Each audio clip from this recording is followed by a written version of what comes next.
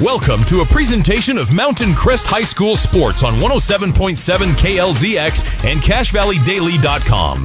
Made possible by Castellite Brick and Tile, the Mountain Crest Boosters, Les Olson IT, Lana Powell State Farm, Adams Wealth Advisors, DD Auto Salvage, Preston Watts Auto Collision, Planet Fitness, Napa Auto Parts, Young Automotive, and Cache Valley Daily. Now, it's time for the Mountain Crest Mustangs on 107.7 KLZX. Hello and welcome in everybody here to Lynn R. Miller Field, Hiram, Utah, the place where if you're not here, you need to be because it is the mecca of football here in Cache Valley. It's going to be a really fun time as Stansbury comes to town to take on the Mountain Crest Mustangs. 4-1 Stansbury, 3-2 Mountain Crest. Both of these teams are feeling really good about themselves in terms of, this team, where they're at, how they're feeling. But Mountain Crest, of course, coming off of a 2-game losing streak against region opponents, they've got a little bit of a bad taste in their mouth, and that's just not me coming up with that. That's from every coach that I've talked to coming through the booth right now. They want a win badly tonight. They do, yes, and losing to Skyview for the 14th time in a row by a field goal did not sit well with Mountain Crest, and both from coaches and from players, they have a little bite to themselves, which is exactly what they need coming into this game. Well, let me go ahead and formally introduce you to the booth. My name is Cody Olson, your voice of the Mountain Crest Mustangs here on CashValleyDaily.com. We're streaming on 107.7 KLZX. I'm joined here in the booth, as always, with head coach. You just call me Coach. I'm not a head coach anymore. Coach John Olson. Coach Olson. Good. You don't go by your first name? Is that just just Coach Olson. Your street name? Yeah, okay. It is. Well, Coach Olson, it is homecoming night for the Mountain Crest Mustangs. It's going to be a fun one here as we're getting all the festivities going on. Before this, we had a very small case study of kindergartners come out and get to lead the cheer with the Mountain Crest faithful out here tonight. The stands are absolutely packed. The weather is perfect. You can see on the mountains that the leaves are starting to change. It symbolizes gridiron season, and it symbolizes your husband or your father, leaving for a week to go to the woods. Yes. A lot of you will be coming, hunting widows. And we're sorry, but it's got to be football widows, hunting widows, and it's just the way that it is. But we have a lot of female listeners as well who love football. I would point that out. It's true, absolutely. Well, I hope that we give you a great product here tonight. I think that Mountain Crest and Stansbury are both prepped and ready to give you a good product here. Yes. Hopefully your audio-visual guides to the game, if you can't make it to it here tonight on location, will give you a little bit going on. As we get serenaded by Johnny Cash, let's go ahead and set the scene a little bit here about these two teams. We talked a little bit about Mountain Crest. Let's talk about them. In their last game against Skyview, like you mentioned, 45-yard field goal with 10 seconds left in regulation by Jace Carlson, ended what really was a massive region game between Mountain Crest and Skyview. Yes. 45-yard field goal, let's just stop there. For a high schooler is no small feat, and Carlson's kick would have been good from a lot farther than 45. It was. It would have been good from quite a while. Still, that does not take the sting away. In fact, that probably makes it worse. Yep. Speaking of Mountain Crest, defensively, if you hold a region opponent to 10 points, you should win most of those games. But as we saw, Mountain Crest's offense struggled mightily throughout. Yeah, the offense did struggle quite a little bit, but they're hoping to be able to right the ship. One thing that we talked about, and I'll kind of finish it up, the scoring summary was a 19-yard touchdown strike from Larson to Micah Clemens. But despite that opportunity, the Mustangs, they had a lot of opportunities to actually get the lead. Yeah. Not just one possession, but two possessions. Yeah. Muffed punts. Getting great field position by the defense. Mountain Crest offense struggled mightily. And part of the reason why we pointed to why that was the leading rusher, or in terms of carries, was Braden Larson. Yeah. We felt as though that it was a little bit one-dimensional in the passing game. As good as Braden Larson is, for myself as a Mountain Crest Mustang football fan and a fan of football, that you have to have a dynamic, whether it be a 60-40 split, if you're really pushing it 70-30, Yeah. there was no run game for No. Mountain Crest last week whatsoever. No, and there wasn't very really little. an attempt. That was the thing is we saw them come out on a few first downs and try and run and then give up on it. Tonight, I definitely want to see more running, and it will also depend a lot about what Mountain Crest has seen on the film. Yeah, well, we'll see what they can see on film. Mountain Crest, of course, the little rushing that they did have was spearheaded by Carter Egbert, who's been a two-way star for Mountain Crest, Yes. both carrying the ball and defensively. He's probably won our rock hard tackle of the game, brought to you by Castelite Brick and Tile every single week that we've done it for Mountain Crest. I want to see a little bit more of the rushing attack for the Mustangs. I think that will open them up a little bit more, cause a little bit, to make the defense second guess instead of sitting back. Coach, for the Stansbury Stallions out of Stansbury Park, Utah, 4-1. They've had a very good season so far, but fell to Green Canyon recently, and that's kind of sat with them a little bit raw as well. Right. 2 weeks ago. Last week they handled Bear River very well, but again, 2 weeks ago, I think Green Canyon did show a little bit of their weakness. Green Canyon able to really shut them down, both in the pass and the run. Well, this is the first year for head coach Jason Walker, an assistant coach at Bountiful in the past, including a state title. We're going to go ahead and step aside for our national anthem. Come back to you right after this here on the pregame show on 107.7 KLZX. If you're transitioning a business, searching for the most up-to-date tax strategies, need help managing investments, or need help with estate planning, Adams Wealth Advisors has your back. The Mountain Crest Boosters encourage you to support the businesses that support the Mustangs. Ascend Home Health and Hospice, Karchner Homes, Cache Valley Nursery, Hiram Chevron, Landmark Homes, Ridley, Circle B Irrigation, Members First Credit Union, Frazzle Fix. To join the Mountain Crest Boosters, contact the Mustang Athletic Department. Support the sponsors that support the Mustangs. I'm Lana Powell, and my team and I are here to make insurance simple. Because we live right here in your community. And if the unexpected happens, you'll have neighbors you can count on. Come see us at Lana Powell State Farm, here to help life go right. Your local cow ranch. Your local cow ranch in North Logan is proud to sponsor high school athletics. Just what the country needs. At Planet Fitness, you'll get energy without the judgment. Hi, can you help me with this? This is better. Join the judgment-free zone today for $15 a month. Planet Fitness. Big fitness energy for all.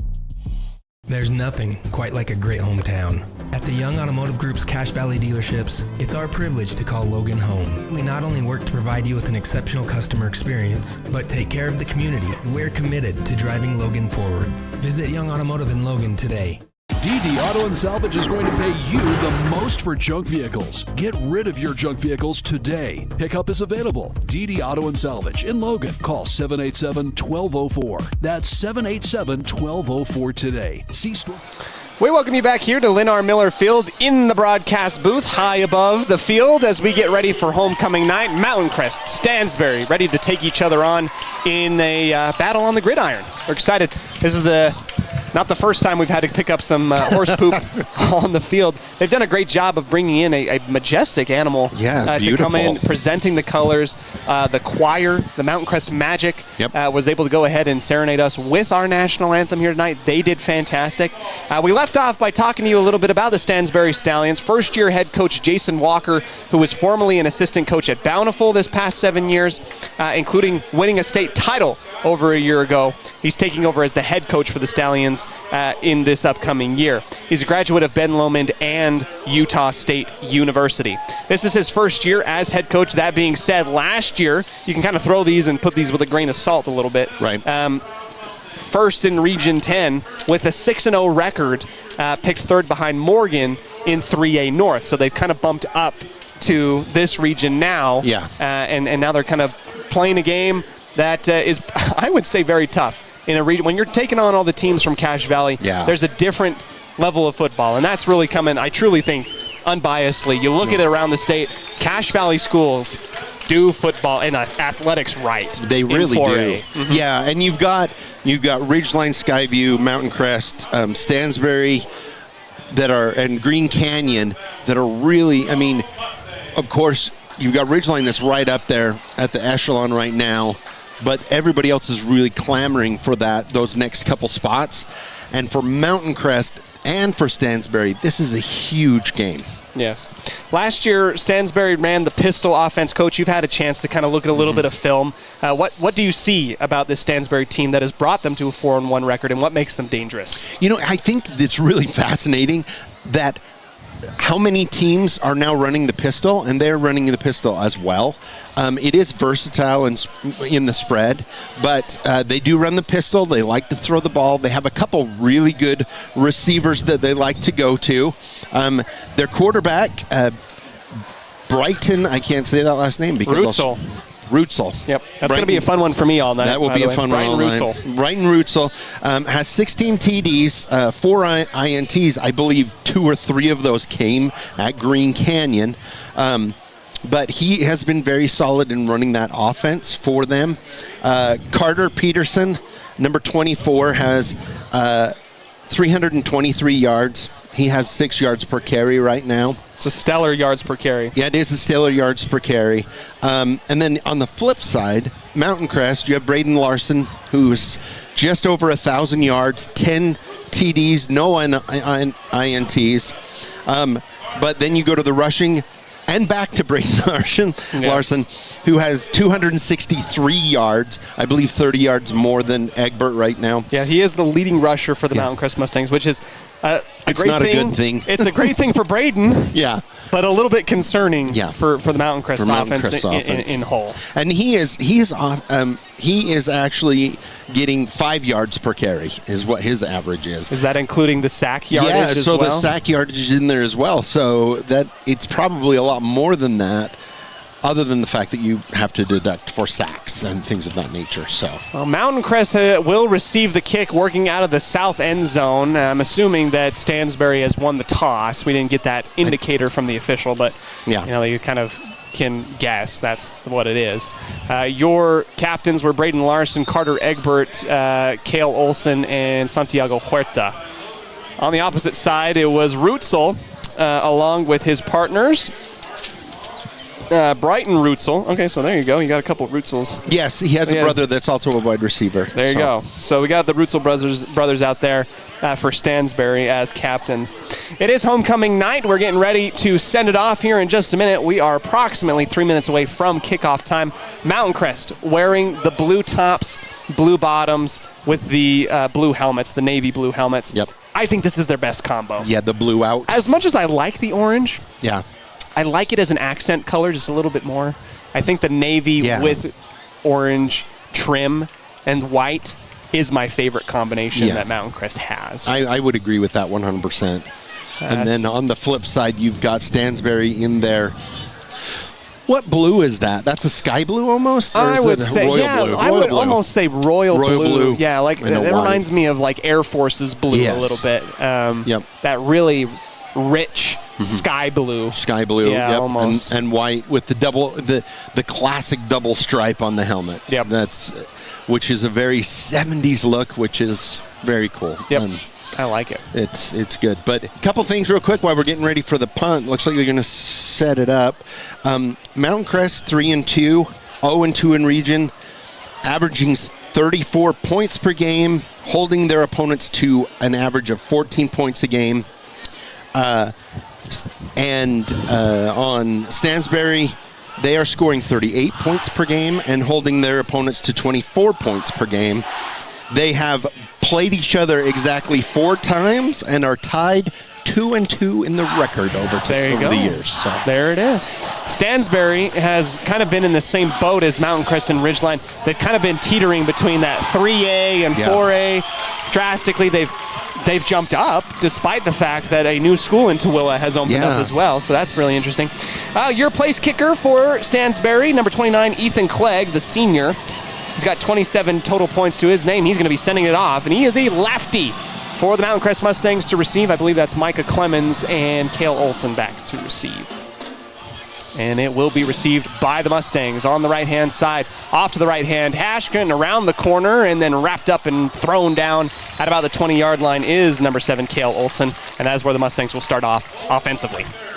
And we are going to see Mountain Crest for the first time. I believe this is one of the first times they've gone on offense. That usually they've won a lot of tosses and deferred. So, taking at first glance, if I were to kind of paint the picture for you, if you're listening over the radio, Stansbury looks big out on the field right now. Mountain Crest's offensive line, which we know is not necessarily small, although that is a little bit different for the Mustangs. Stansbury looks quite big, including a big nose tackle here in the under center move. They're going to hand it off to the right-hand side, and that's going to be a 9-yard pop for the running back of the Mustangs. Was that Huerta? It was number 31. Oh, 31. That is Tayton Page. Tayton Page. And Mountain Crest showing a different look tonight. Yeah, Page will take it again on the left-hand side and fall forward for a first down gain up to the 33-yard line. So we've seen Mountain Crest go in the shotgun a lot. Stansbury's trying to sub out, and there's too many men on the field. Yep. Flags come out, and a timeout comes out just in time. Yeah. Jason Walker, his first time out, and Stansbury was not ready for what Mountain Crest was going to show. What a weird shift. I mean, way to catch him off guard. You're really stapled as a aired-out team. Yeah. But then you come out and basically wing T formation almost. Almost, yeah. They've got the quarterback up under center. That he has a running back behind him, and then he has a double wing on his right side. So yeah, it would be a double wing. Mm-hmm. We saw them do this last year when Braden got hurt and they were facing Ridgeline. They came out in this set and they ran it pretty good until Ridgeline started, figuring it out. Yeah. You've got Stansbury over there saying, "Hey, coach, we never saw this on tape. What do you want us to do?" What do you want us to do? And I would expect the Mustangs to run this until Stansbury figures it out. Yeah. And then you go back into your offensive set. Your normal offensive set. Now massive substitutions. Stansbury's still not ready. I think they have an extra person out on the field, perhaps, maybe. Who knows? We'll double check. Here comes a pitch to the left-hand side. Up the hole is Tayton Page again. He'll get wrapped up around the knees, but fall forward for a gain of 6. What's really cool about this is, Mountain Crest runs the ball by committee, and so you can pound that for a long time with the 3 running backs. Quick take. Braden Larson, and a late whistle comes out. And we're going to get a false start against Mountain Crest. So, unfortunately, you're trying to put the, gas pedal down, and then you're going to get marched back. There's a designed quarterback keeper for Braden Larson on the right-hand side. False start. I didn't see who it was, no, but I didn't wouldn't surprise me here. That is a big boy in the middle. Who is that, man? I don't know. 78? Oh, good night. Sammy Soni Motuliki. Oh, there you go. There you go. There you go. Number 78 is Stansbury have gone to a 4 down. Oh, my goodness. No way. Here's Braden Larson on the designed QB run on the right-hand side, and he will cut up the seam, get back to almost the original line of scrimmage. It'll be 3rd down and 5. Let me try this one more time. Here we go. Tasi Lealaisai La Noah. That was horrendously butchered. That was butchered, but that's okay. They don't give me a pronunciation guide. Well, no, of course not. But having grown up at Mountain Crest and in the Valley, you have known your share of... I haven't seen that one. I can say Fia Fia. Fia that one's Fia. a 2-syllable one. That's easy for me. Here we go. 3rd down and 5 at the 38-yard line. Still in that double wing set. Now the shift on the far side. Micah Clemens is going to get on his horse and get set. Larson. No. Timeout. Mountain Crest had just about run out of time. And coach is livid because they did not get that play in time and didn't get set up in time. That was an isolation. I guarantee that was an isolation play for Micah Clemens. That's why he called it dead. That's why he called it dead. I guarantee that's probably what it was too. Yeah. And he got the timeout off before anybody played their hand. No lineman went back into a pass pro set. No. So I wonder if we'll see it. We might. Maybe they'll keep it in their back pocket, because that's definitely the script. You can... Yeah, oh yeah. I mean, because we know Mountain Crest, we know how deadly Micah can be when he is on an island like that. He just has this ability to go up and get the ball. Yeah. And so it looks like they may stay. Oh, yeah. They've gone into their regular now offense. they will go back and do shotgun with Larson flanked to his right by Carter Egbert. They're going to run out a defensive lineman. Late substitution for Stansbury. Larson to go back to pass. It will go over the outstretched arms of the linebacker, caught by Cale Olsen at the 50, sidestepping and falling forward into plus territory of Stansbury. That was a very good touch ball by Braden, just over the fingertips, because I didn't catch the number, but the outside corner just reaching up to try and get that. Lincoln Rutzel, the outside linebacker, I think that was just over his outstretched fingers. Back in the shotgun again, twins to either side on the left hash, working inwards from the 45. Larson will keep it himself, go up to the left side seam, and then get a hit stick on him for a gain of 3. You want to take care of Braden Larson. Okay, let's talk mathematics. Braden Larson, leading rusher, leading passer. He is responsible for 90% of the offensive production. So, running him on a QB keeper. I get it that you're in high school, but maybe you want to be a little bit careful. We already know what it's like with that. He's a tough kid, and he likes doing it. I'm going to tell you that much. A little bit of a flinch here as Huerta goes up the gut on the delayed handoff. He'll get a gain of 1. And you can see the emphasis on the rush early in this game. Only been 1 pass, and it's been successful, but the rest of the time, Mountain Crest kind of sticking to the run. Yeah, they're doing a good job. And coming out with that offense the way they did is really kind of, it kind of put Stansbury on their heels to begin with. So they're struggling. I mean, their defensive line has already got their hands on the hips. 3rd down and 5 from the 40-yard line of Stansbury. Egbert flanks to the left of Larson. He'll look to the near sideline for a brand new play from Coach Visser. Larson will drop back to pass. No, it's a designed run again, and Larson will get just enough space and wiggle through for the 1st down. Thought that it was going to be a good open field tackle by Rutzel in the middle, but instead he bounces off one defender, and there's a 1st down for Mountain Crest. So I don't know if you had an opportunity to talk to Braden Larson this year. He is not built like a quarterback. He is built like a linebacker that can throw the ball. So, yes, you don't like to see him run this much, but if you're going to run him that much, then this is the quarterback you want to do that Huerta to. With the near side motion, fake it to the sweep, give it to Egbert in the middle. He'll lower his shoulder, down for an 8-yard gain the hard way, and Mountain Crest continues to march inside the 30 up into the to the 26. And apparently Mountain Crest did listen to you from last week, because they are running the ball. I'm glad somebody does. They are running the ball. Here we go. That could have been self-scout. That could have been anything, but I like to believe that they listened to me. Nobody's ever listened to me, so you're lucky. 2nd down and 3 from the 27-yard line. A little bit more stout set brought in on the trips. Larson pitches to Egbert on the far side sweep. He'll get through the initial wave and get past the sticks up into the 21 for a gain of about 5. So what I love about this attack by Mountain Crest right now too is that they're hitting the A gaps, B gaps. They're running outside. They're mixing it up. And yeah, it must have been something that they've seen on film that says, hey, we can run on these guys. And they are right now. And then maybe Stansbury was thinking what we all were thinking, and that was Mountain Crest threw the ball 60 times almost against Skyview. And here they come with only 1 run to their name. Here's Egbert again, and here's a great little spin move off of contact. And again, another 6-yard gain from Carter Egbert the hard way. My favorite part about this is that the clock is just and I was going to talk about that. Chewing up. So when they played Green Canyon, up until they played Green Canyon, they were throwing up in just huge numbers. And Green Canyon really slowed that game down.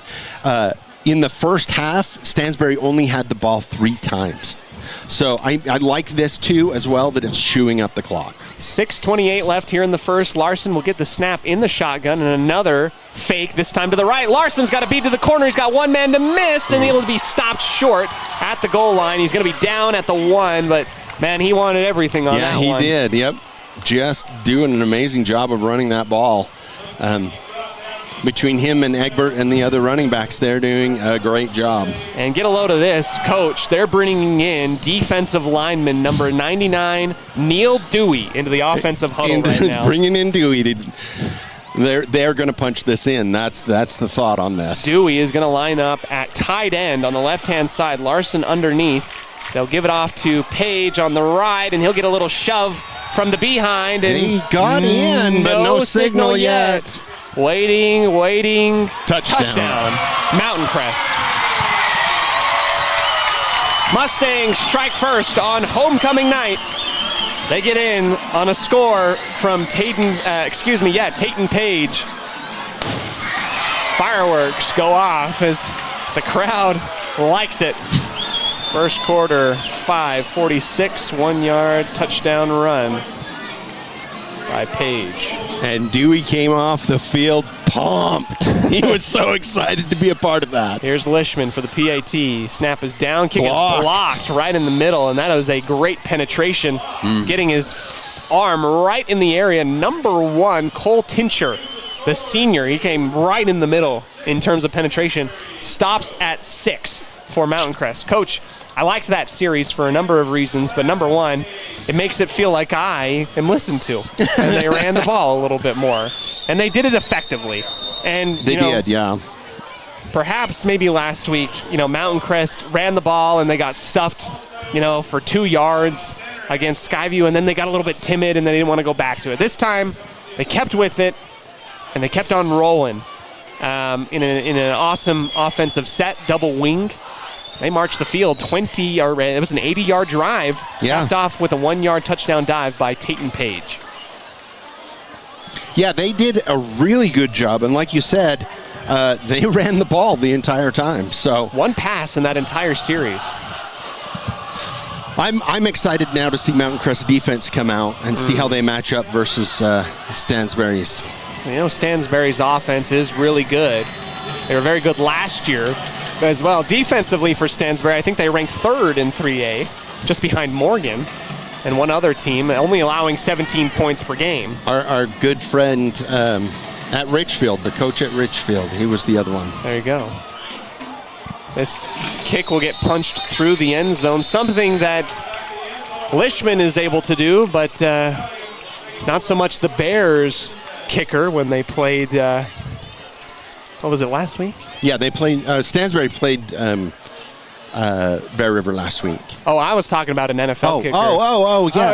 Yeah. No, I get what you're saying. The Bears were playing the Vikings, and they couldn't kick it out of the end zone to save the 2-point warning. No. And is this an opportunity for me to dog on the Bears? Perhaps. Here comes the offensive set for Stansbury, and they're going to roll up in shotgun. Wire snap to the right, and Rutzel is going to try and get around a couple defenders, and it is going to be brought down for a loss of 7. Carter Egbert, double blitz from the Mustangs up the middle. Yep, close it down. And on those lines, I'll just say I'm excited for the Cowboys-Bears game personally because somebody has to lose that game. That's the best part of that game. I think it's a must-win for the Bears, absolutely. So Brighton Rutzel, goes backwards for 7, 2nd down and 17 after the tackle for a loss by Carter Egbert. Here comes a flag, and we're going to get an illegal substitution by Stansbury. I think one too many kids were in the huddle there. Coming out is Cole Tincher.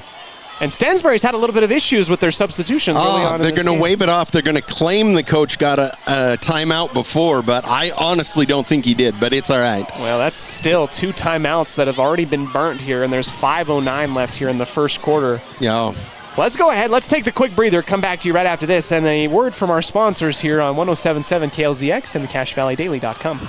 From day one, right down the street, to present day all over America, Napa and our nationwide network of parts and exceptional service were built for one mission: to keep your business moving full speed ahead. This is Josh Watts. At Preston Watts Collision and Glass, we have been your #1 resource for collision repair, auto glass replacement, and towing for over 60 years. We are Cache Valley's largest collision repair center. Next time, Cache. Welcome back here to Lynn R. Miller Field. 2nd down and 17. A pass coming up. Rutzel here to the near side, caught near the 20 and then brought down just across the 20-yard line. Completion to his right-hand man, Boston Rowley, the junior, on the wide side of the field. Mountain Crest really giving him quite a bit up underneath on that, but when you're back 15 yards, it's much easier to do that way. It's a 7-yard gain on the pitch and catch from Rutzel to Rowley. It'll be 3rd down and 10 from the 20-yard line on the near side hash for Stansbury. Trips out to the far side. Good spread here as Mountain Crest will show blitz from Egbert and Huerta. Rolling to the far right-hand side. Getting out of pressure as Rutzel. He's got to have to set his feet. He's got nowhere to go. He's got to whip it down the field and throw it out of bounds. Now, did they change the rule? Because I didn't think you could throw it out of bounds on purpose in high school. No, you can throw it out of bounds. Well, there's no reason why you can't throw it out of bounds. There was a man in the area as well. Well, there was an entire sideline, but well, I mean, he had a wide receiver in addition to being outside outside know of the the rules tackle are box. different for high I don't think that was grounding whatsoever, no. Given what I know. But anyway, 4th down and 10, and I know very little, so who knows? Coming to trot out for the punt for Stansbury. We're going to pump the play clock out, and this will be the place kicker, number 29. Ethan Clegg. He does the place kicking as well as the punting. Micah Clemens set to return. Low snap off the foot. It will go high in the air, not as far as maybe Clegg wanted it to go. It will take a friendly Stansbury bounce up to the 47-yard line of Mountain Crest. Good position for the Mountain Crest offense to begin once again with 4:13 in the first quarter. Yes, very good position for them. And it'll be interesting to see if they come out and keep. I mean, like you said, why not just keep running until they stop you? Is what I'm right there with you on that, I guess. All right, good shot of our cheerleaders down here at the bottom. It is a white out here in Hiram for homecoming night. A special night, of course. But we're not, the jerseys aren't white, but everybody else is wearing the white jerseys, I guess. So right. There you go. Well, the ball is officially spotted at the 48-yard line of MC, and they will go back into their standard offensive set. Twins to either side in shotgun. Motion from the far side to the near. Larson will look to the one-man route on the far side and then get wrapped up for a loss of 1. Good tackle there on the speedy demon of Larson. That is number 15, Max Simons. And I think he got back. He did get to the line of scrimmage, so I don't think he will call. I guess it would really depend on whether it was considered a sack or not. Simmons, but still. Yeah, man. Simmons would hope that goes down as a sack for his contract bonuses. Right, sure. Exactly. All right, Larson and company will come back out. One-on-one coverage to Micah Clemens here on the near side. They are giving him one-on-one. They will go to the heavy side. Cale Olsen caught. He'll spin forward, drag a couple Stallions with him for a gain of 4 on the wide receiver screen. And again, they've kind of gone from the run a little bit back to trying to pass it a bit. And now you're in a little bit longer set, so you look for a pass here as well. But 3rd down and 6 for the Mustangs, who have crossed over into Stansbury territory. So I'm interested in the matchup out here on Clemens because number 4 does like to come up and jam, and I think he would get burned easily on that with Micah. Olsen on the wide motion. It'll be a fake. Larson will keep it himself. Get to the outside. There he goes around the corner and is tripped up, falls over his own feet basically at about the 35 up to the 34 of Stansbury on the far sideline. And again, Braden Larson is leading the Mustangs in running. There you go. But last week, the first half, I was really hard on Mountain Crest's offensive line. Rightly so. They were not doing well. Tonight, they are doing an amazing job. I'm extremely pleased with the way that offensive line is playing so far. Larson, quick wide receiver screen on the right side once again. This time, not as much room for the Mustangs as they will be stopped for a minimal gain. Larson's pass is connected with number 12, Brady Muir. 2:26 left here in the first quarter. Mountain Crest kind of clawing their way, kind of getting this thing going. A lot more pass heavy in this set. 2nd down and 10 on the far side hash, set at the 34-yard line. Quads to the far side again. Here's the fake. Slant. Clemens goes off of his hands and is almost intercepted. That is just a drop by Micah. Yeah, that is a drop by Micah. A very rare drop by Micah. A lot of room if he would have caught that and ran with it. And you and me were looking at this the whole time. Yeah. Island coverage. It's Micah Clemens versus Lael Rhodes, the senior. And man, Micah got open. He did, absolutely. He just did not pull that down. And I would keep looking at that. If I'm Mountain Crest, I got a coach watching this matchup no matter what's going on that other side. Rhodes is going to come up and jam with a little bit of safety help over the top, at least on the initial look. Larson's going to look to the right-hand side. It's caught by Cale Olson for about a gain of 6 across the 30 on the curl route. It will be a 4th down and a medium 4 for the Mustangs. Which is 4-down territory for Mountain Crest. They do not like to punt. They do not like to kick. There's nowhere that you can't do anything. You can't do either thing in this. This would be effectively a 48-yard field goal or a punt that very obviously will could only go 10 terribly. yards. Yeah. So, of course, it's 4-down territory. That no man's land right before goal line. Clemens on the far side, trips to the near. Larson will get the snap, fake the pitch to Egbert, and it's a counter play, and Larson will follow his big men off to the right side and get the first down. Following behind a Tupuola is always a good idea in my mind. I really like that because a lot those linebackers did bite first on that pitch. Kind of left just enough room for him to get up and get that first down. And I'm telling you, as a defense, when you hold them to 4th and 4 and they get that first down, that can be demoralizing. Well, Neil Dewey's coming in again. I guess it's not just for goal line packages. The big man is going to roll on out to the tight end position again, and this will be the double wing type of look.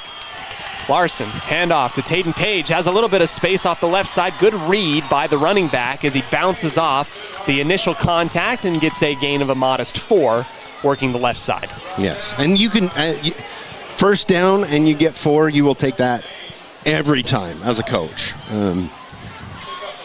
2nd down and 6 from the 18-yard line. We've got 27 seconds left here in the first quarter. Double wing once again, trying to keep Stansbury off guard. Larson keeps it, but someone misses the blocking assignment. An absolute burying tackle for a loss for number 13, Noah Seifus. Yeah, he was not accounted for. Nope, somebody missed. Yep. It's a lot easier to see that one on film, and that will take this will take us to the end of the first quarter. Mountain Crest leads 6-0 over Stansbury in the early goings of homecoming night here in Hiram. Don't go anywhere. We'll be right back after a message from our wonderful sponsors that make this broadcast possible on 107.7 KLZX and on CashValleyDaily.com. Collision and Glass. We do it right.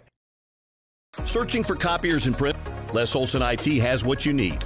Find reliable HP printers, award-winning Sharp copiers, and high-end Ricoh graphic systems. Les Olson IT. I have a deal for you. I'll turn the cable back on when you get my kitchen floor finished. How do I do that in time to watch my team win? Use the expert help at Castalite. For all your brick, block, rock, paver, and tile needs, Castalite.com. From what's happening in local political elections, to breaking news, to photo galleries and replays of the latest games. If it's happening in our community, it's on CashValleyDaily.com and the Cache Valley Daily app. Local, relevant news on CashValleyDaily.com. Welcome back here to Hiram, Utah. Homecoming night continues forward, marching on. Into the second quarter we go. Mountain Crest up 6-0. We'll get you some scores around the region right now. Coach, what do we got? Ridgeline is up on Desert Peak, 21-0. With 10 minutes left in the first quarter. So the first 2 minutes of play? For the first 2 minutes of play, supposedly. That's what it says. I'm just going off. I mean, would it surprise me? No. Skyview 7, Green Canyon 0, Logan 7, Ogden 7. There you go. That's your little peek around the region. Cale Olson will motion from this way to that way to the other way, and then we get a timeout by Mountain Crest. And they didn't start the clock. They didn't get the shot clock, or the play clock. The play clock, shot clock, play clock, either way. Either one, so we get a timeout. He didn't get a chance to even run it, so it's a burnt timeout for Mountain Crest. They had to burn the timeout, so, but I don't think they can give that timeout back to Mountain Crest, so. It's another tough thing, as an official, I officiated a little bit, not in any, real... Not in the NFL. No, thank you. Yeah, not in the NFL. But it is such an interesting thing. It's a constant timer, right? Like you have to be able to know when to bump it, when to run it, when it's appropriate. But we came out of the huddle, out of the quarter, Mountain Crest lines up, and there was only 15 seconds on the shot clock. Yeah, or the play clock. Quite a bit left. Yeah. Yeah, and so that's why Mountain Crest had to burn the timeout. It was weird. 3rd down and 9 is what is being shown here for the Mustangs. Motion from Olsen across the face of the offense. Snap. Pressure in the face, getting hit as he's thrown. Larson's attempt for Cale Olsen falls incomplete at about the 15-yard line. And bringing the pressure was number 13, again, Noah Cephas. Yeah. Hit the throwing arm of Larson as he was trying to release it. Just not quite the same pocket that he usually has back there. Nope. To throw. But, the way Stansbury on these 3rd and 4th downs are being very aggressive, I would love to see a screen.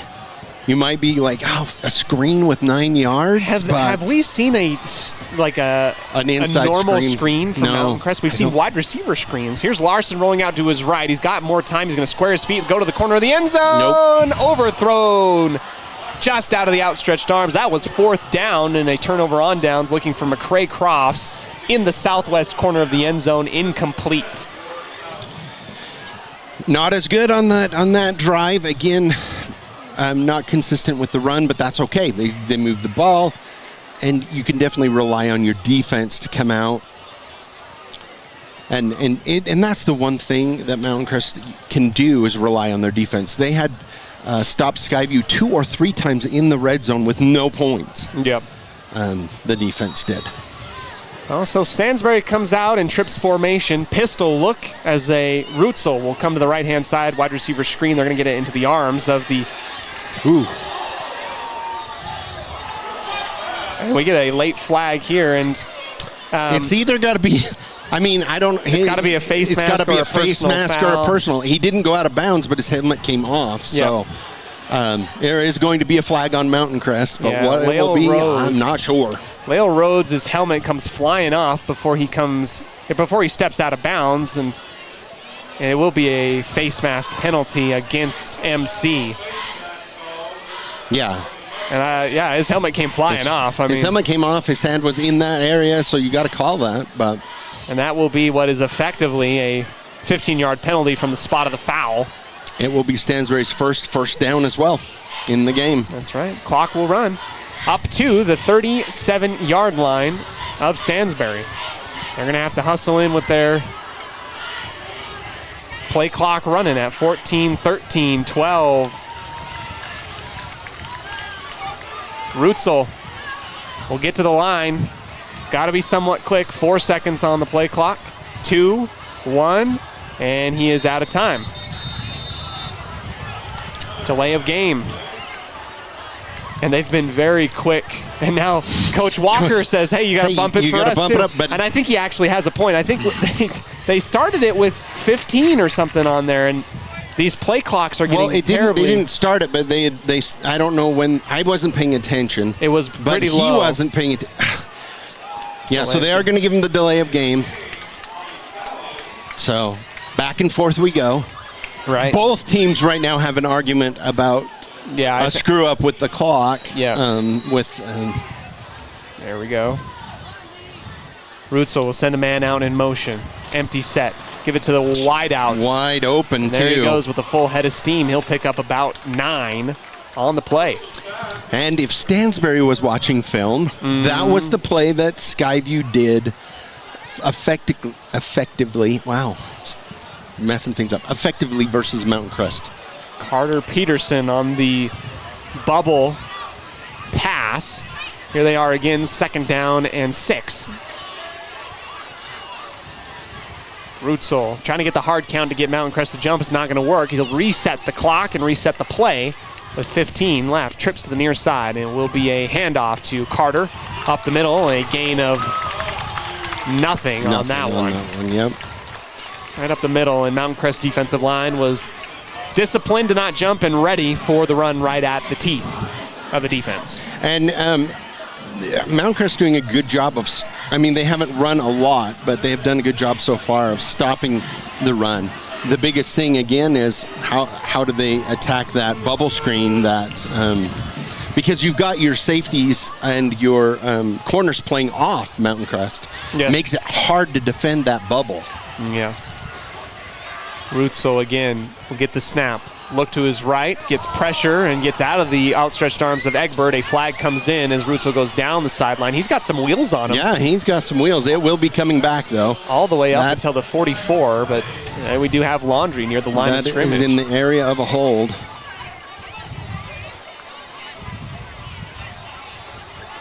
Which will make it 3rd and 13, I believe. Yeah, we'll push him back. We wait for the indicator from our white hat. They're going to wave the flag again. So wow. Not sure what they saw, but they picked up the flag and they'll move it forward to where Rutzel ran out of bounds at the Mountain Crest 44-yard line. That is a huge gain for Stansbury. First down and 10. First time in Mountain Crest territory for the Stallions tonight. 9:39 left here in the second quarter. 6-0 for MC up over the visiting Stallions. Motion to the backside of the quarterback to the near side. Here comes the give to Carter, and he's got a lot of room this time, and he is launched into the air after getting his feet tripped up. Heels click, and a gain of 9 on the delayed handoff to the running back. Mountain Crest defense a little bit on their heels now after those 2 big plays by Stansbury. That missed field goal or PAT could come in later on in the game. Yeah, definitely. 2nd down and 1. Back in the gun again. Rutzel will get the snap handed off to Carter, who bounces to the right-hand side, breaks the tackle, and he'll get up and through across the 30-yard line into the secondary of Mountain Crest, and that will be a gain of another about 9 to the 26 of the Mustangs. They're doing a good job moving the ball on the outside on the Mustangs right now, bouncing it to the outside. Mountain Crest struggling with contain. Trips to the near side as Rutzel with a running back behind him will get the snap. It's going to be a one-man route on the far side, and that coverage and that soft coverage on the far side will be enough to hook up with his man, Boston Rowley, for a gain of 8 on the far side. It feels like Mountain Crest really on their heels right now. Definitely.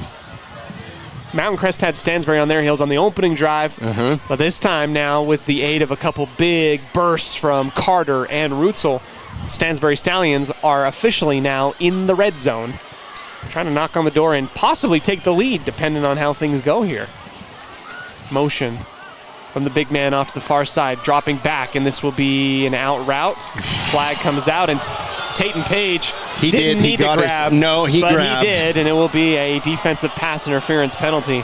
Mountain Crest is not going to like it, but man, he could have not touched it, and the ball was, off the mark. He got the other hand in the right area, but he did. He reached around on the backside. Defensive pass interference is the call. Automatic first down. There you go.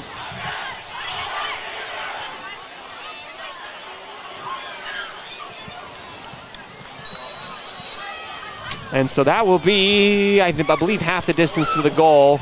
It's originally a 15-yard penalty. Now the ball spotted at the 10-yard line. First and goal on the 10. First and goal on the 10. Big stand and a big moment here for the Mountain Crest defense if they can get this to work. Rutzel to get the snap. One-on-one on the right side. Touchdown. Easy pitch and catch. That is Rutzel to his man. Number 5.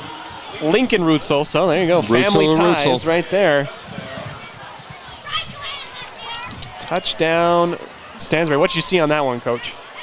He just came, he went, his route took him just inside and then turned. Mountain Crest unable to keep up with him on just the out route, and he came free.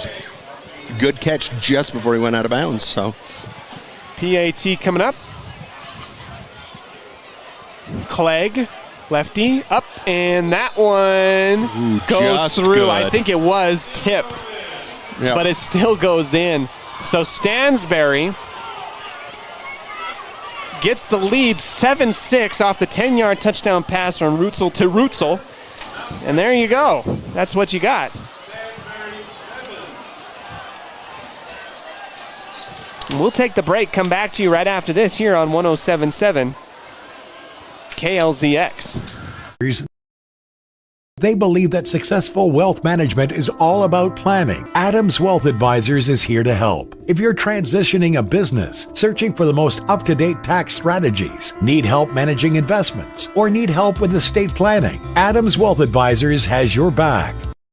The Mountain Crest Boosters encourage you to support the businesses that support the Mustangs. Ascend Home Health and Hospice, Karchner Homes, Cache Valley Nursery, Hiram Chevron, Landmark Homes, Ridley, Circle B Irrigation, Members First Credit Union, Frazzle Fix. To join the Mountain Crest Boosters, contact the Mustang Athletic Department. Support the sponsors that support the Mustangs.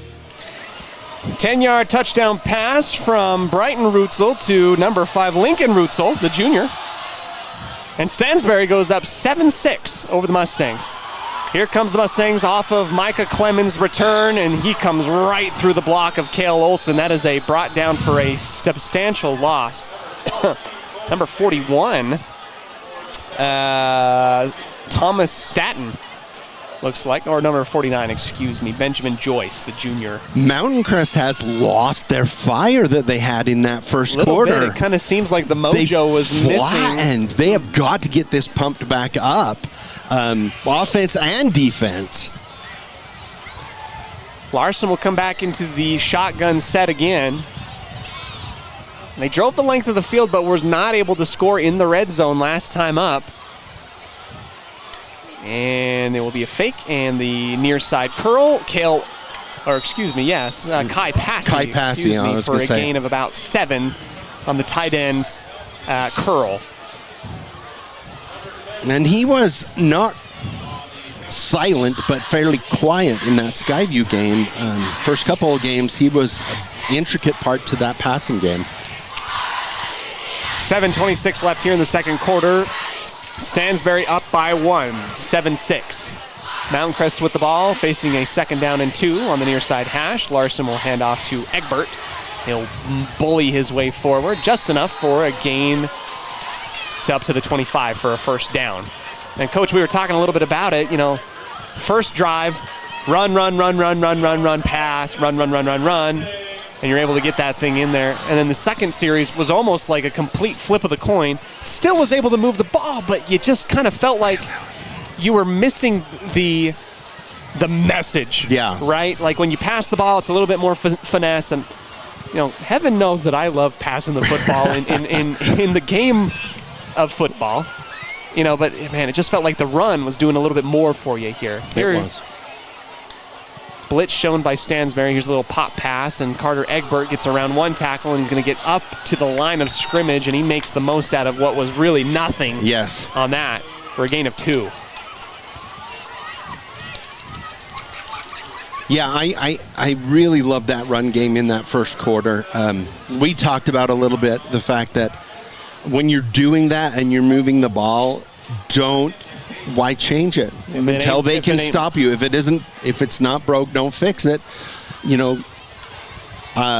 Continue to pound, then you can go to a more balanced game once they finally close in on it. 4 down linemen with 2 linebackers for Stansbury. 2 running backs flank Larson to either side. Shotgun snap. We'll go into the belly of Larson, fake it, play action, and he's going to launch it long. Coming back to the ball, and there is a catch by Micah Clemens, but that was defensive. I think that's defensive. We'll see. I have a little bit of a.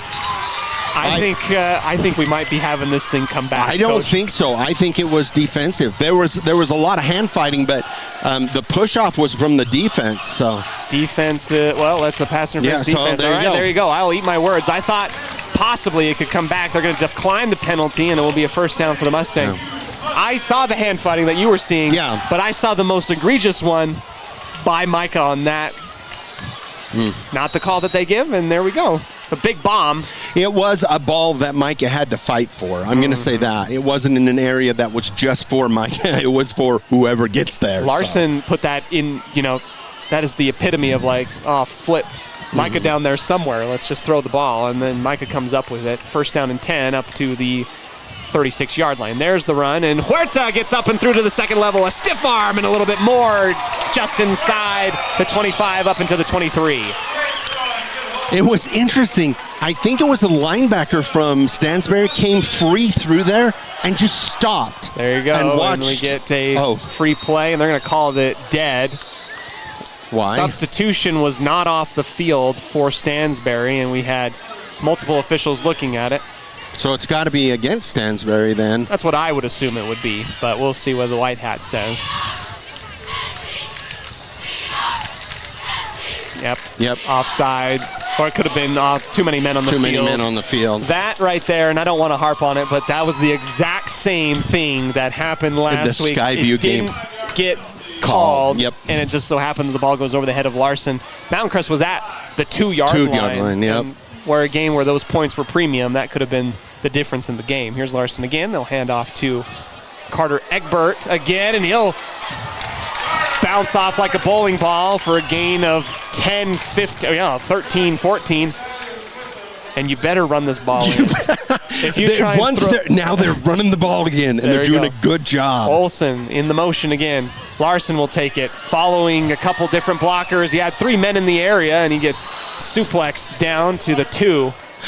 The blockers did an amazing job getting out exactly where they needed to, and then like a sieve, let them run past them into Larson. Between 2 sandbags, the water came on through. It just came right through. Because there was 3 blockers and 1 defender, and somehow he just went right between all 3 of them.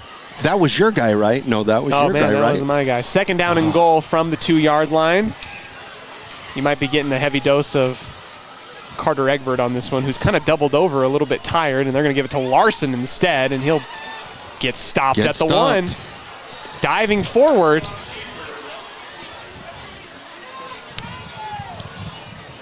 If you're going to run the ball down here, stack the box and give it to Egbert. I think that's probably what I would do, but I'm not coaching. If you're going to run Larson, then spread it out, make him spread out, and let him do his shifty, runny thing. All right, here's the double wing set.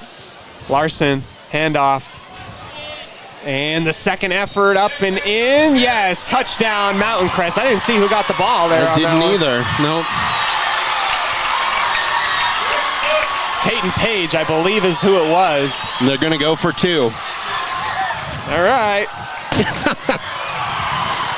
Cody says disagreeingly. No, I don't. No, I was just. You're like, am I judgy on the call? Okay, whatever. Am I judgy on the call? 3:34. On that one, you're like, they're going to go for 2. All right. 2-yard touchdown. Your choice. Rush, but no, it's not a bad. That's his second touchdown of the night, Tayton Page. 3:34, 12-7, pending the 2-point attempt. Larson fakes it. He's going to go out. He's got Huerta in the flat, and he's going to be caught. Yes! Touchdown, and the 2-point conversion is good. Mountain Crest gets back to an even 14. And those points were going to loom large in this game. 3:33 here in the second quarter. 2-point conversion is good. I don't mean to be judgy. No, I was just making fun of you because you were a little bit. And they made it, so there. Take that, Cody. My words. I agree with the plea. Skyview 14, Green Canyon 3, 6:30 left in the second. Skyview, Green Canyon. That's a heated rivalry right there, It is. We're not even going to call the Ridgeline scores anymore. It's a lot to nothing. He's already dead. I got a special message for you, Coach. Oh, is this from our super fan? Yes, our super fan, Keone Tupuola. He says it was an absolute pleasure to beat you in fantasy this last week. Oh, yeah. Awesome. We won't talk about the fact that Joe Burrow blew his toe up, and that's the whole reason I lost. But I don't think that was the reason. Thanks, Joe. Thanks, Joe. The real fumble was drafting Joe Burrow, thinking that he would be healthy for the whole season. That's on you. Lishman to kick it off with his right foot. It will be fielded by Stansbury at the 1. Going right up the gut, up through. Here he goes across the 30, the last man to get him, and Britton Lishman is able to tackle him down at the 37-yard line. Good return. Great return, I believe, by Stansbury. number 14, Colton Daines, I believe. Again, good run back.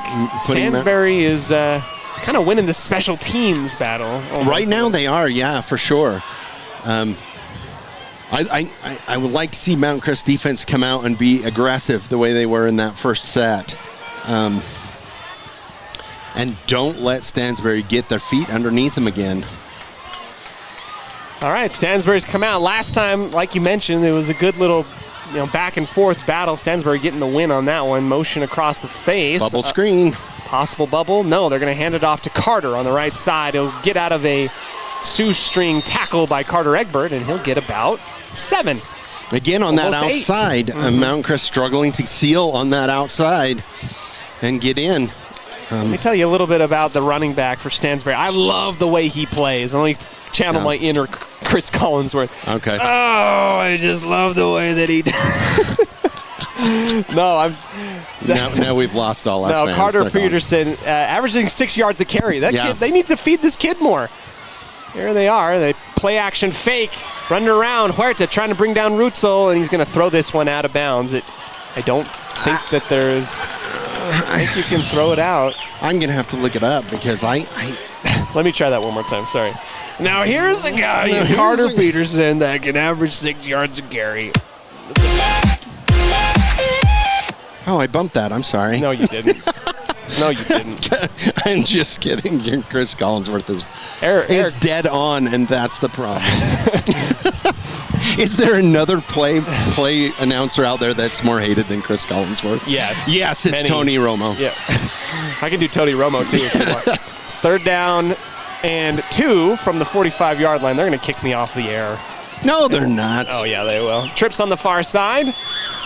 Rutzel, big stand opportunity here for the Mountain Crest defense. Quick out, easy as 1, 2, 3. They're giving a ton of space there to Stansbury, and it will be enough for a first down. I've never understood that because you got to know you're down in distance.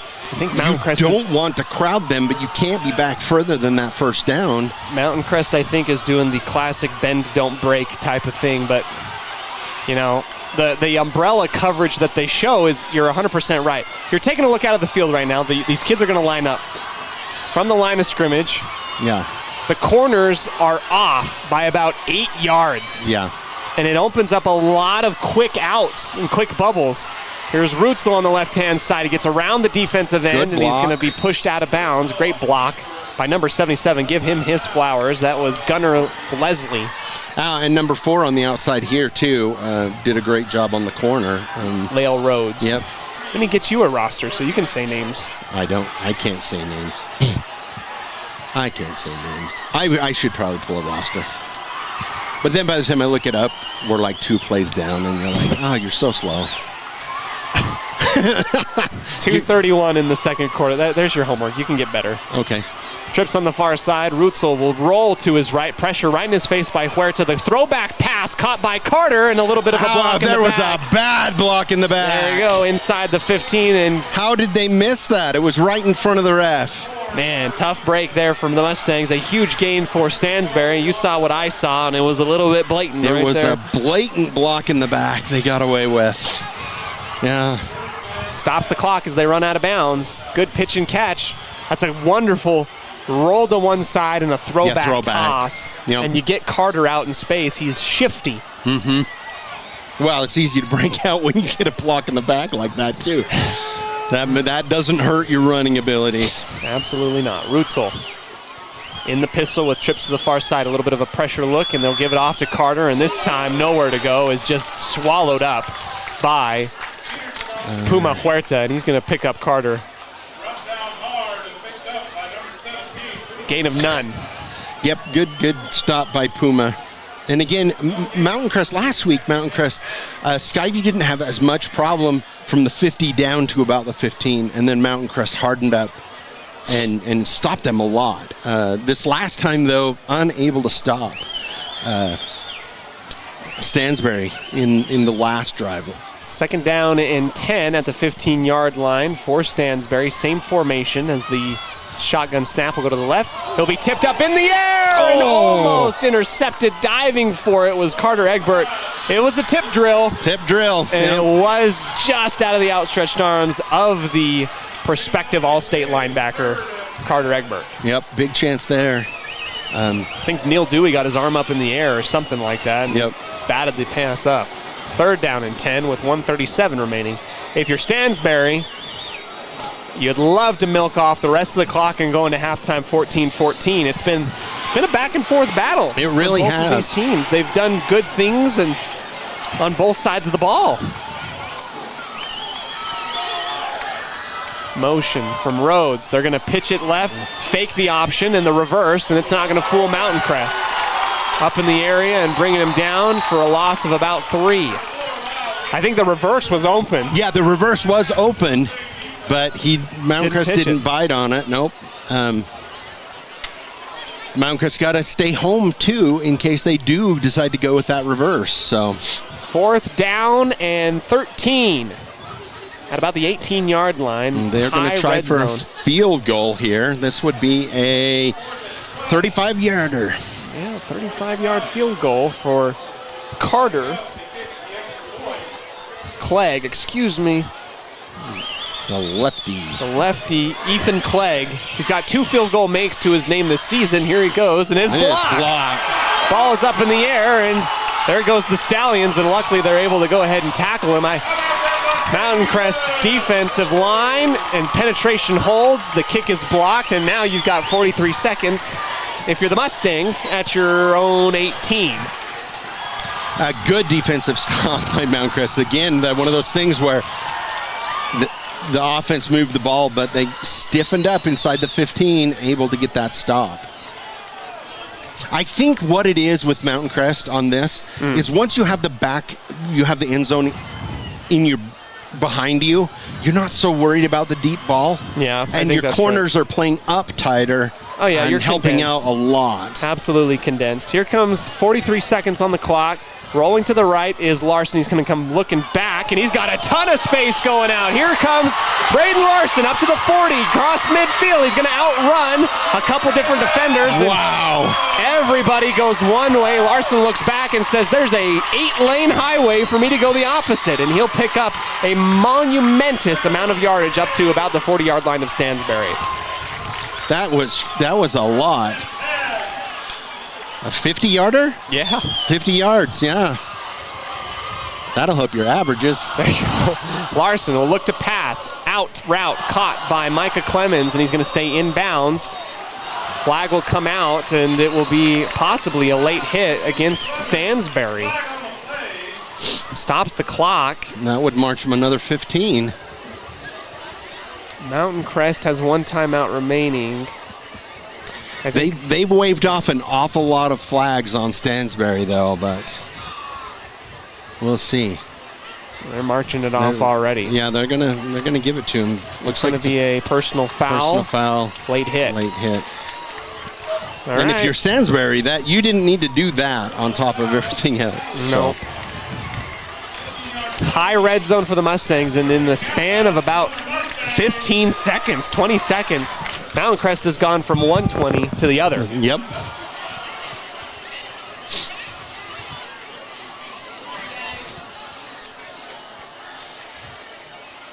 It'll be interesting to see what Mountain Crest chooses to do here. 60 yards, yeah. Stoppage of the clock, our near sideline judge, and there'll be a substitution out for Stansbury. It might have been blood, it might have been something. And a lot of times it's knee pads, which is, I know, irritates the crap out of the players, but you try and tell them, get the house down. Larson. Get the snap, fake it, play action. We'll go to the corner of the end zone, and Micah Clemens in the area, but Pretty stellar coverage there by Stansbury. Yep. Not letting him get over the top. That was a good shot play. It'll be 2nd down and 10 from the 20-yard line with 20 seconds remaining before halftime. Does Mountain Crest have, I don't know if they have a timeout left or not. I think they have one left. I think they do. I think each has one timeout left. Yeah. So if they're able, Mountain Crest, that leaves the middle of the field open if you want to throw it that way. Twins to either side. Larson will look to his right after getting the snap, then back to his left, step up in the pocket, out route, and there are 3 Stallions covering Micah Clemens on that play. Or is that Kai Passy? Excuse me. Kai Passy. Yep, Kai Passy coming on that drag. You got to get this thing near towards the end zone here. No.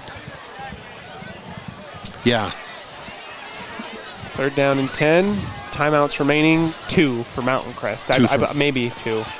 We'll see. We'll see. That's trusting. That's trusting the scoreboard, and that's burnt me before. That has, yeah. 3rd down and 10 at the 20, trying to get points and trying to get another possession lead on top of Stansbury. Larson looks inside, and it will be caught for a gain of 5 and a timeout called by Coach Visser. That will be his 2nd of the quarter. 12.4 seconds remain. That inches them just a little bit closer. That gives you the possibility for one more shot to the end zone and maybe march out the kicker.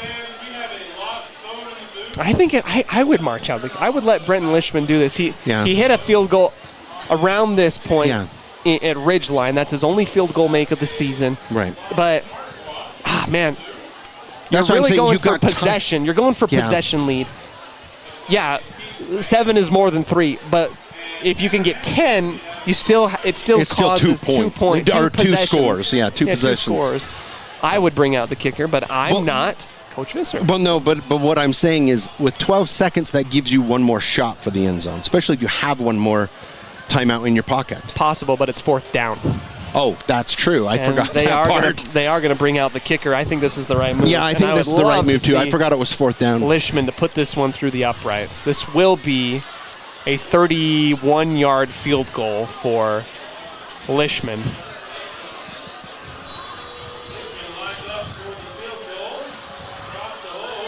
Snap is down, kick is up, and it is blocked. Grabbed by Stansbury. Here they come running to the near side of the field.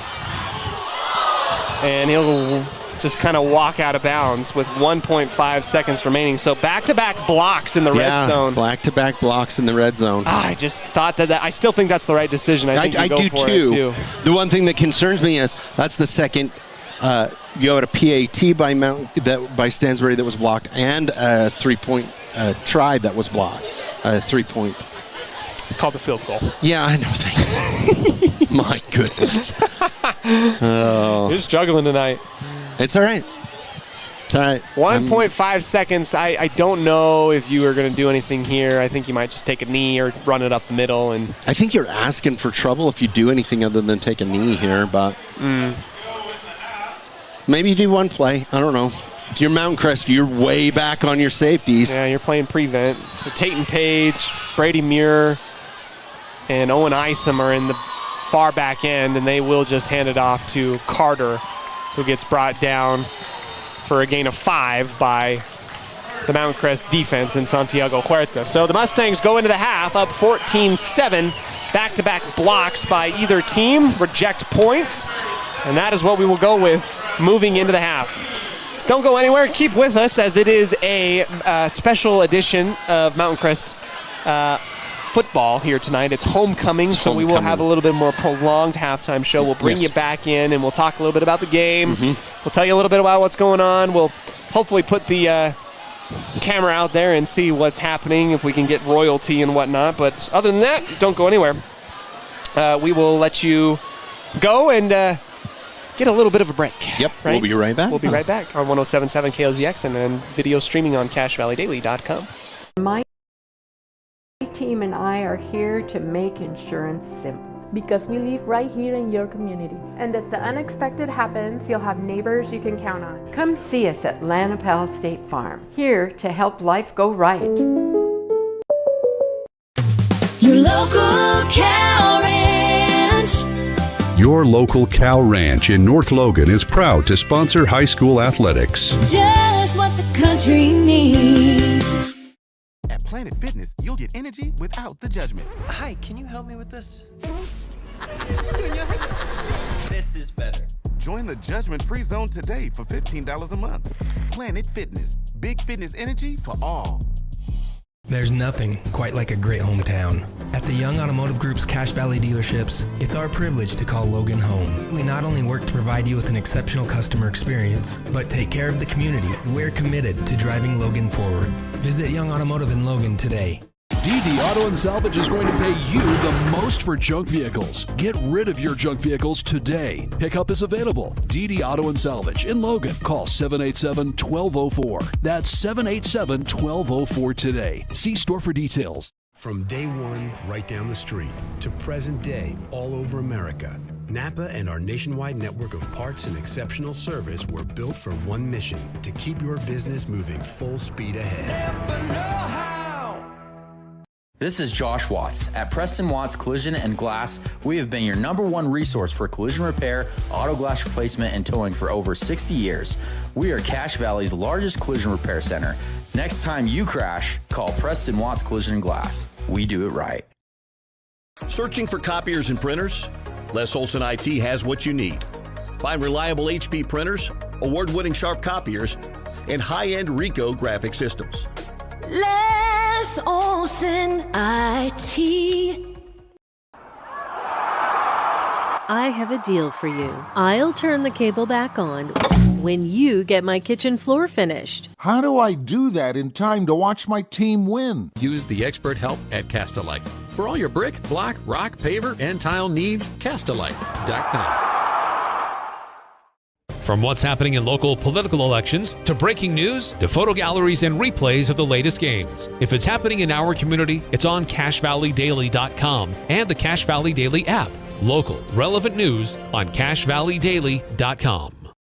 At Adams Wealth Advisors, they believe that successful wealth management is all about planning. Adams Wealth Advisors is here to help. If you're transitioning a business, searching for the most up-to-date tax strategies, need help managing investments, or need help with estate planning, Adams Wealth Advisors has your back.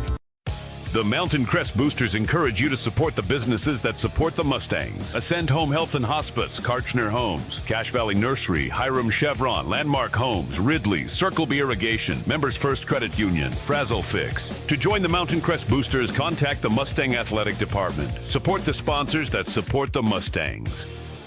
I'm Lana Powell, and my team and I are here to make insurance simple. Because we live right here in your community. And if the unexpected happens, you'll have neighbors you can count on. Come see us at Lana Powell State Farm, here to help life go right. Your local cow ranch. Your local cow ranch in North Logan is proud to sponsor high school athletics. Just what the country needs. At Planet Fitness, you'll get energy without the judgment. Hi, can you help me with this? This is better. Join the judgment-free zone today for $15 a month. Planet Fitness, big fitness energy for all. There's nothing quite like a great hometown. At the Young Automotive Group's Cache Valley dealerships, it's our privilege to call Logan home. We not only work to provide you with an exceptional customer experience, but take care of the community. We're committed to driving Logan forward. Visit Young Automotive in Logan today. DD Auto and Salvage is going to pay you the most for junk vehicles. Get rid of your junk vehicles today. Pickup is available. DD Auto and Salvage in Logan. Call 787-1204. That's 787-1204 today. See store. Welcome back here to Hiram, Utah during the halftime show. This is just our mention and notice that it is a prolonged homecoming halftime. So we'll let you a little bit know what's going on. The band coming out, doing a great performance. Capriel's cheerleaders have done a great job here tonight. We'll go ahead and step aside once again. We'll bring you back in just a moment's time, talk a little bit more about the game, tell you what's been going on. Halftime scheduled for about another 15 minutes from now. Don't go anywhere on 107.7 KLZX and on CacheValleyDaily.com. On the street, to present day, all over America, Napa and our nationwide network of parts and exceptional service were built for one mission: to keep your business moving full speed ahead. This is Josh Watts. At Preston Watts Collision and Glass, we have been your #1 resource for collision repair, auto glass replacement, and towing for over 60 years. We are Cache Valley's largest collision repair center. Next time you crash, call Preston Watts Collision and Glass. We do it right. Searching for copiers and printers? Les Olson IT has what you need. Find reliable HP printers, award-winning sharp copiers, and high-end Ricoh graphic systems. Les Olson IT. I have a deal for you. I'll turn the cable back on when you get my kitchen floor finished. How do I do that in time to watch my team win? Use the expert help at Castalite. For all your brick, block, rock, paver, and tile needs, Castalite.com. From what's happening in local political elections, to breaking news, to photo galleries and replays of the latest games. If it's happening in our community, it's on CacheValleyDaily.com and the Cache Valley Daily app. Local, relevant news on CacheValleyDaily.com. At Adams Wealth Advisors, they believe that successful wealth management is all about planning. Adams Wealth Advisors is here to help. If you're transitioning a business, searching for the most up-to-date tax strategies, need help managing investments, or need help with estate planning, Adams Wealth Advisors has your back. The Mountain Crest Boosters encourage you to support the businesses that support the Mustangs. Ascend Home Health and Hospice, Karchner Homes, Cache Valley Nursery, Hiram Chevron, Landmark Homes, Ridley, Circle B Irrigation, Members First Credit Union, Frazzle Fix. To join the Mountain Crest Boosters, contact the Mustang Athletic Department. Support the sponsors that support the Mustangs. I'm Lana Powell, and my team and I are here to make insurance simple. Because we live right here in your community. And if the unexpected happens, you'll have neighbors you can count on. Come see us at Lana Powell State Farm, here to help life go right. Your local cow ranch. Your local cow ranch in North Logan is proud to sponsor high school athletics. Just what the country needs. At Planet Fitness, you'll get energy without the judgment. Hi, can you help me with this? This is better. Join the judgment-free zone today for $15 a month. Planet Fitness, big fitness energy for all. Welcome back here to Hiram, Utah for the halftime show. Our band doing a great job. They got some awesome... No, I like the colors, and I don't know what the theme is here. I think it's... If I were to guess, I would say Arabian Nights. You know what? I think you're right. I can see that now. I can see that now, 100%. Well, it's not quite as hot as an Arabian Night tonight. It's actually quite temperate and cool. It is. Feels really good. We got about 11 minutes left before the beginning of the half. I imagine that they'll probably extend that out even more. It's a long homecoming halftime show. We're excited to go ahead and tell you a little bit of what's going on. So many people in the stands. There are people sitting in the aisleways. Yeah. Just to kind of get a glimpse of what has been a really fun game between the Mountain Crest Mustangs and the Stansbury Stallions. 14-7. Your reading on the scoreboard here, brought to you in part by DD Auto and Salvage. And Coach, it's really been the running attack of Mountain Crest that you and I both have liked. Yes.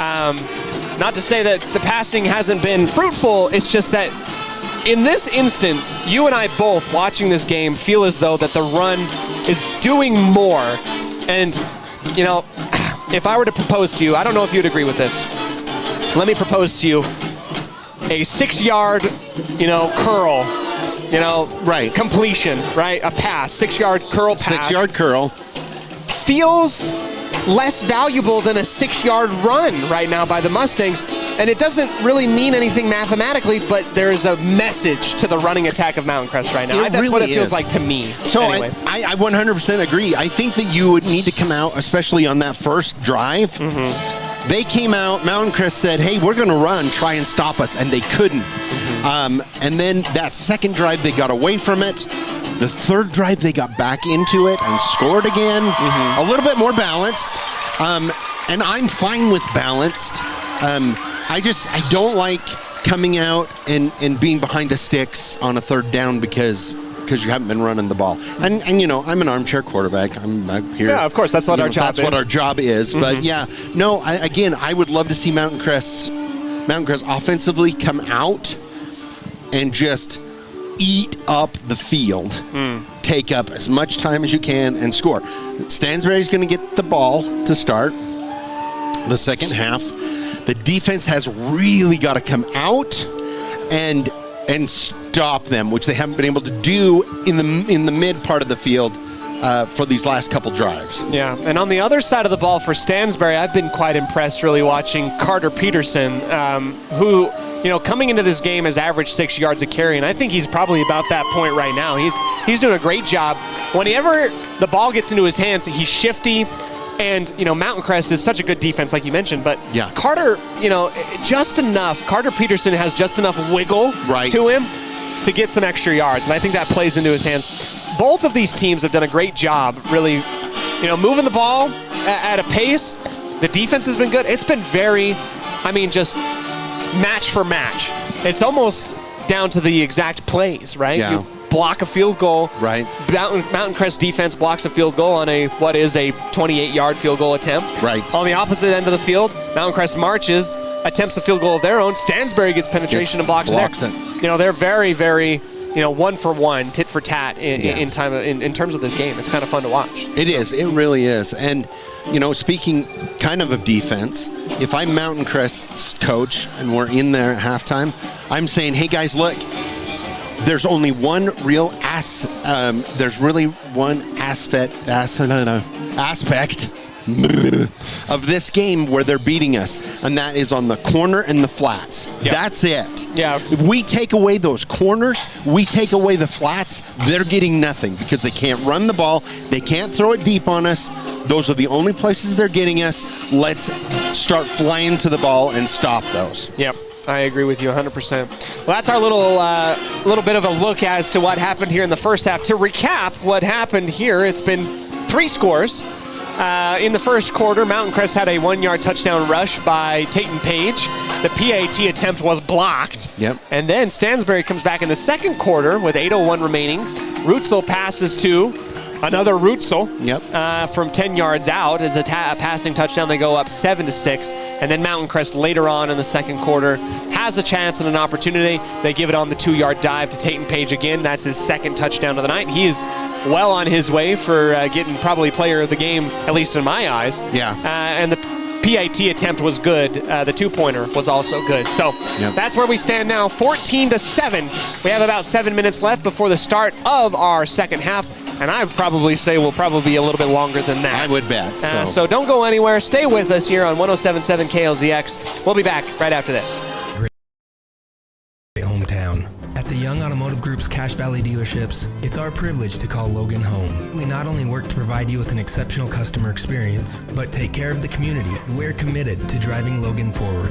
Visit Young Automotive in Logan today. DD Auto and Salvage pay you the most for junk vehicles. Get rid of your junk vehicles today. Pickup is available. DD Auto and Salvage in Logan. Call 787-1204. That's 787-1204 today. See store for details. From day one, right down the street, to present day, all over America, Napa and our nationwide network of parts and exceptional service were built for one mission: to keep your business moving full speed ahead.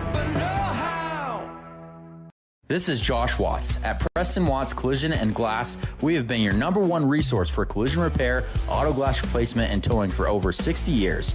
We are Cache Valley's largest collision repair center. Next time you crash, call Preston Watts Collision and Glass. We do it right. Searching for copiers and printers? Les Olson IT has what you need.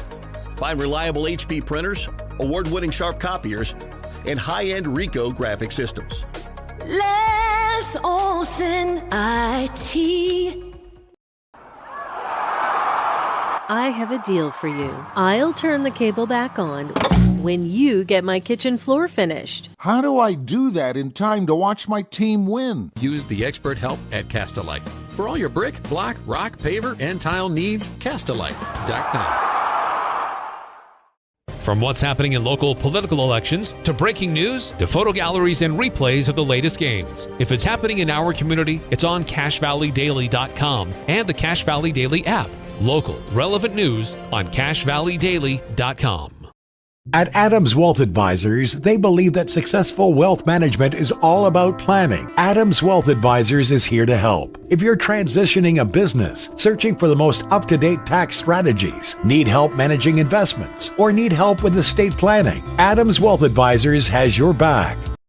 The Mountain Crest Boosters encourage you to support the businesses that support the Mustangs. Ascend Home Health and Hospice, Karchner Homes, Cache Valley Nursery, Hiram Chevron, Landmark Homes, Ridley, Circle B Irrigation, Members First Credit Union, Frazzle Fix. To join the Mountain Crest Boosters, contact the Mustang Athletic Department. Support the sponsors that support the Mustangs.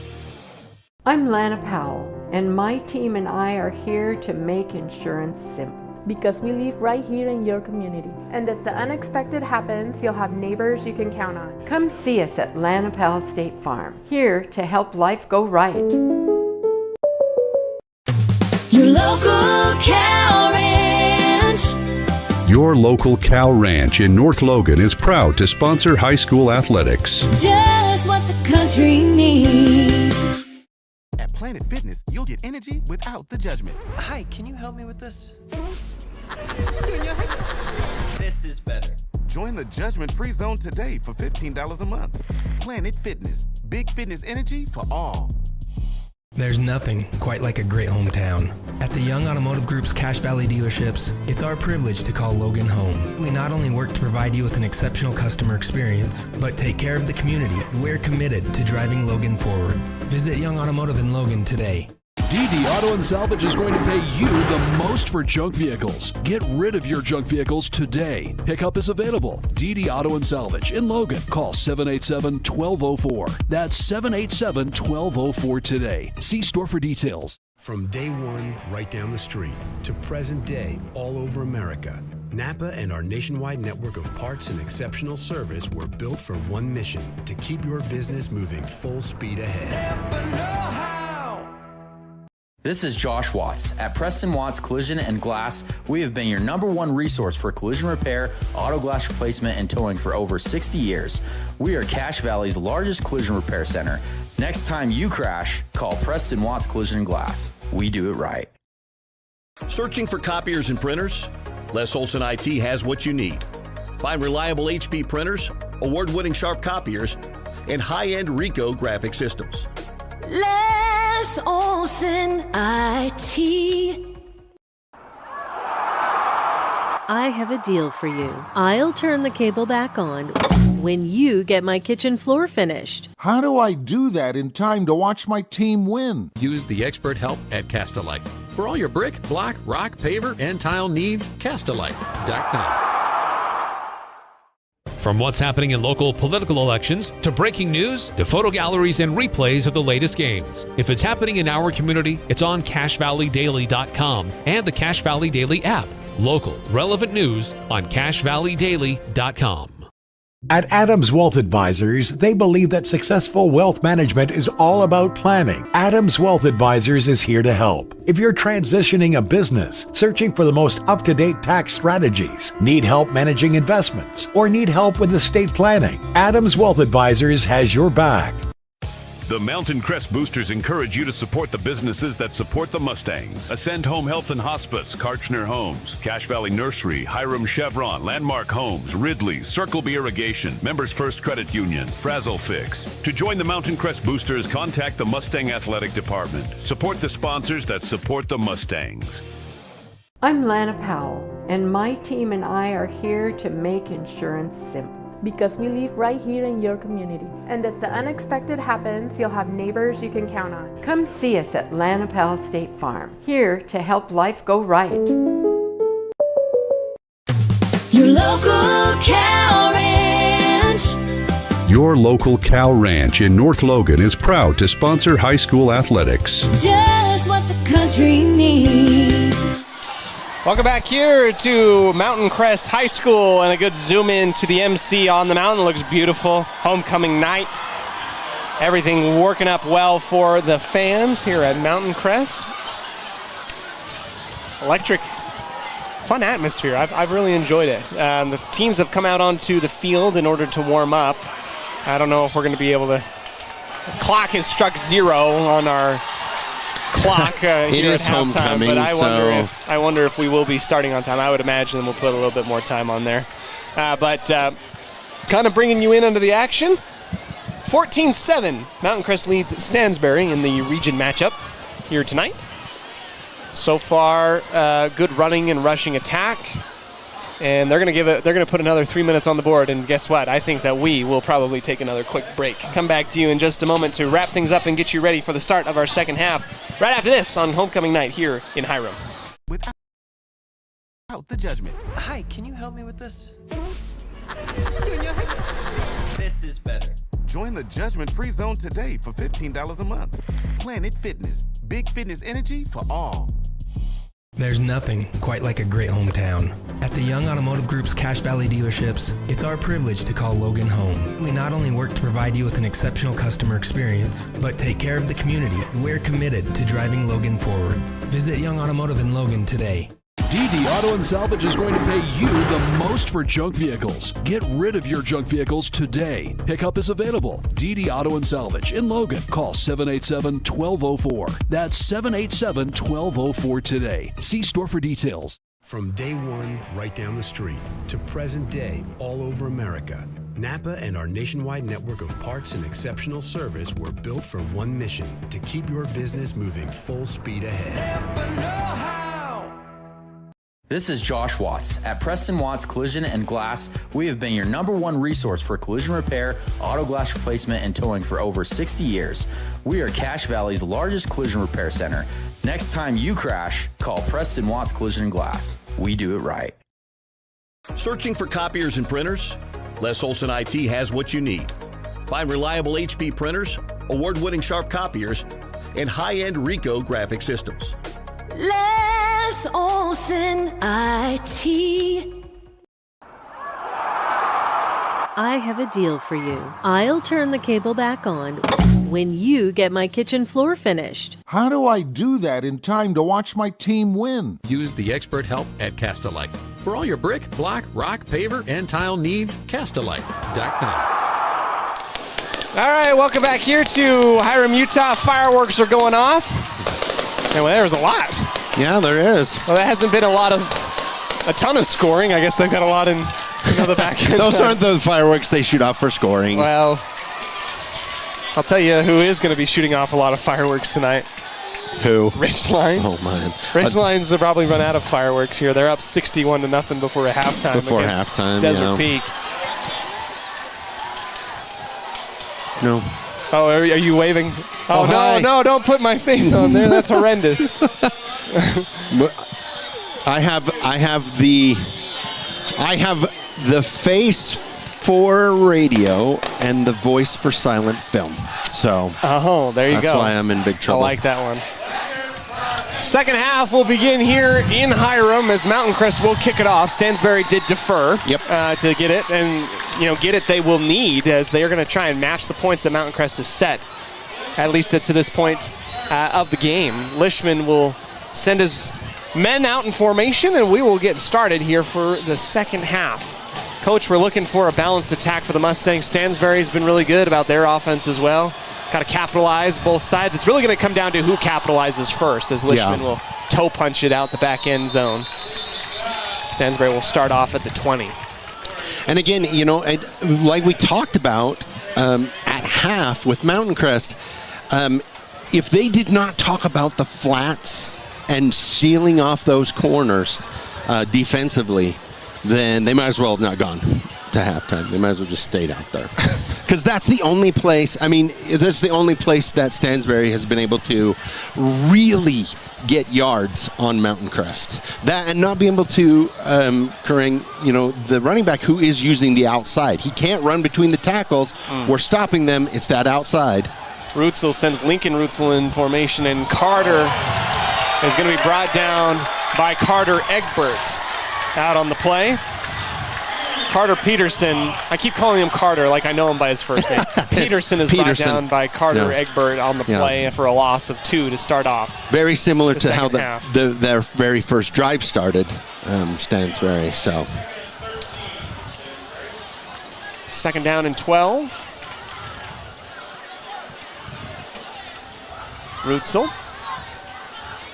with twins to either side in the pistol formation. This time he's going to drop back to pass. He's going to pump the flat, get flushed out of the pocket. He's going to have to throw. He's going to launch it long and almost caught, bobbled, but dropped near about the 48-yard line, intended for number 5, Lincoln Rutzel. And maybe they're twins. Maybe. I think that when listening to the Green Canyon game, they might have mentioned that they were twins. Now that you say so. There you go. They're both juniors, and they both have the same build and complexion and last name, and that also helps. Yes. I think they have the same father. That's also imperative on being twins. Not necessarily, but very imperative on being twins. There's your biology. Didn't you know that you were in for a biology lesson today? But I guess we are. Here we go. Trips to the far side, 3rd down and 12 as Rutzel will roll out to the far side, try and square his shoulders. He's going to launch this one long. It's going to go in the middle of no man's land, almost picked off by one of my favorite players, and I have many. Yes, but you do. Brock Hunter is one of those, just electric dynamite. He comes up with big plays. He does. He's really, really great at that. And Mountain Crest doing an amazing job. 4 and out. That's exactly what they needed to start this game. 4 and out for Stansbury. Out comes the punting unit. Different punter, it looks like, for Stansbury. Previously, it was someone else, but the punt still remains. This is a high arcing punt. It will take a dive backwards to about the 43 of Stansbury, so it does not get across the 50. Mountain Crest offense will be put in a good position here. Yes, great field position to start. That's exactly what Mountain Crest needed to do. Come out, get 4 and out. Get a good field position. So far, so good. 11:03 here in the 3rd quarter. Mountain Crest offense, first opportunity and chance. First down and 10. Double wing. Here comes the pitch to the near side, breaking out of 1 tackle, 2 tackles, and rolling over a 3rd is Tatum Page. Wow, what a run. Look at that. What a run. Turns what would have been a 1 or 2 yard gain into 8. Tatum Page, our MVP, at least in my heart. Number 31, I like to see a number 31 run the ball. It's just a little something for me. I heard from a coach once say nobody with 31 ever did anything good, but that's not true anymore. Anymore. That was Larson your number. To pass. In the middle looking for Micah. Oh my goodness! First down inside the 10, a one-arm swag. Whoa.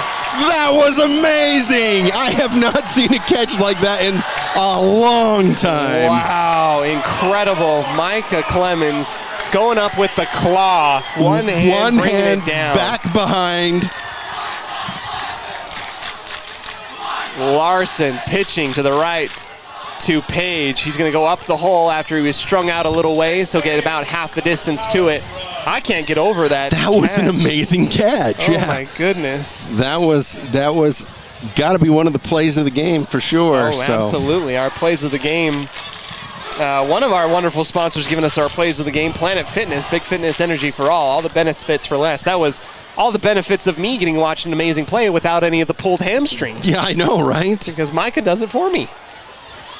Page behind the line of scrimmage. He'll fake it, Larson to the right, rolling out to his right, and he's going to get brought down for the sack.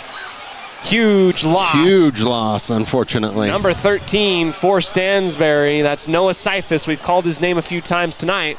That pushes Mountain Crest out to the 15. It will be 3rd and goal from a ways away now. Yeah, that's way out there. The line not picking up that blitz. Coming through.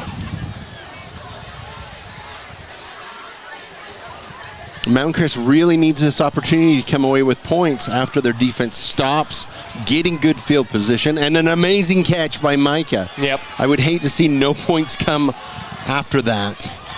2 backs to either side of Larson in the gun. He'll get the snap, fake it to Huerta. Little in-cutting route from Micah, and it will go back to almost the original line of scrimmage, back to the 7-8 yard line. 4th down and goal now from a more manageable 7 yards out.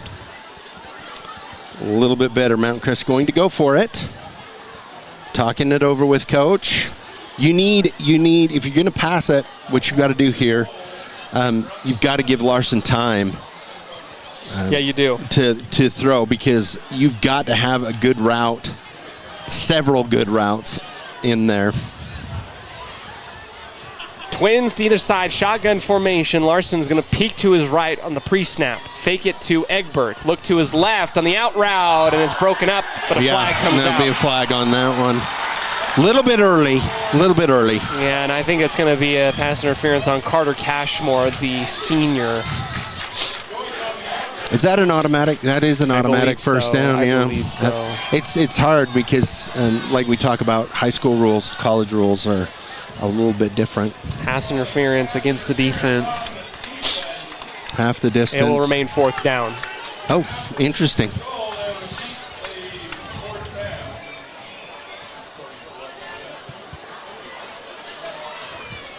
I know at the other levels that's an automatic first down, and it looks like they're going to go for a field goal.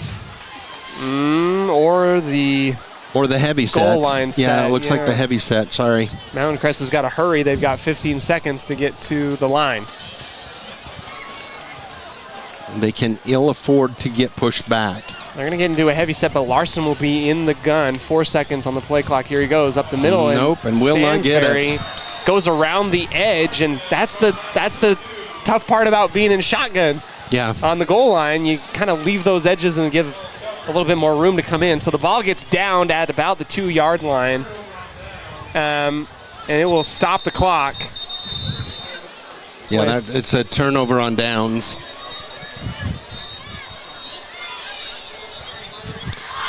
And they'll probably come back and fix the clock as it was a turnover on downs. It was a turnover on downs, so it'll be quite a bit. They're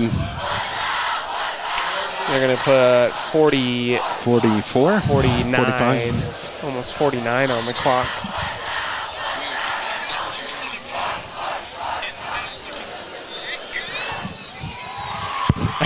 We don't have it online, but I did able to review that catch, and it was just as amazing the second time. So there you go. But no points. They get no points from that. So big props to their Stansbury's defense to stop them cold. Now, first down and 10 from their own 2-yard line, and now you'll probably see a heavy set formation from Stansbury. I would be surprised if they go into a gun formation, but they are. They are in gun formation. Pistol look, 2 wide receivers out on the far left. It will be a handoff to Peterson, who gets around the edge. He will get the corner again. He stepped out, but he'll get the first down.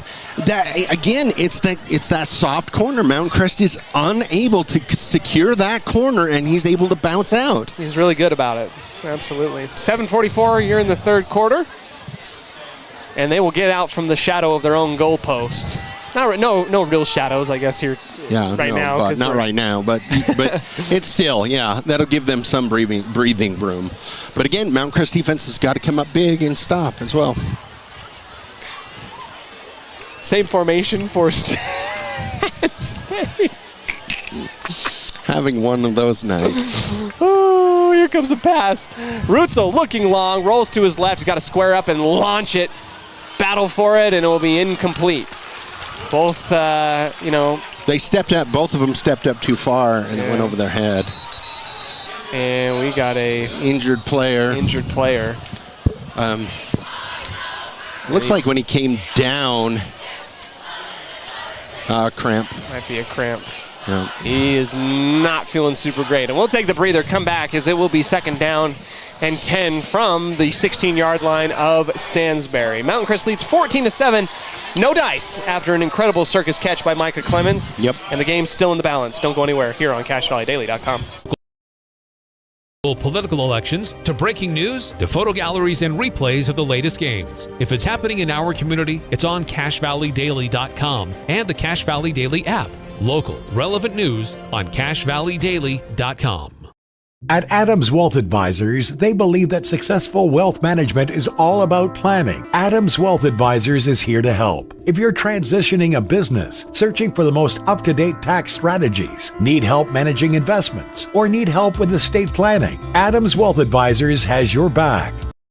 The Mountain Crest Boosters encourage you to support the businesses that support the Mustangs. Ascend Home Health and Hospice, Karchner Homes, Cache Valley Nursery, Hiram Chevron, Landmark Homes, Ridley, Circle B Irrigation, Members First Credit Union, Frazzle Fix. To join the Mountain Crest Boosters, contact the Mustang Athletic Department. Support the sponsors that support the Mustangs. I'm Lana Powell, and my team... All right, back here at Lynn R. Miller Field. Stansbury facing a 2nd down and 10 from their own 16-yard line. Stansbury has not turned the ball over yet. No, there's neither team has turned the ball over apart from blocked field goals, I guess. Yeah. Here comes the run up the middle for Peterson, and he will lower his shoulder forward for a gain of about 4. I like the way he runs. I do. Yeah. Ooh, he came up a little bit hobbled, too. A little bit gimpy on that one, yeah. You know how it is when you run like that. It's easy to get a little pop here or there, and it's painful.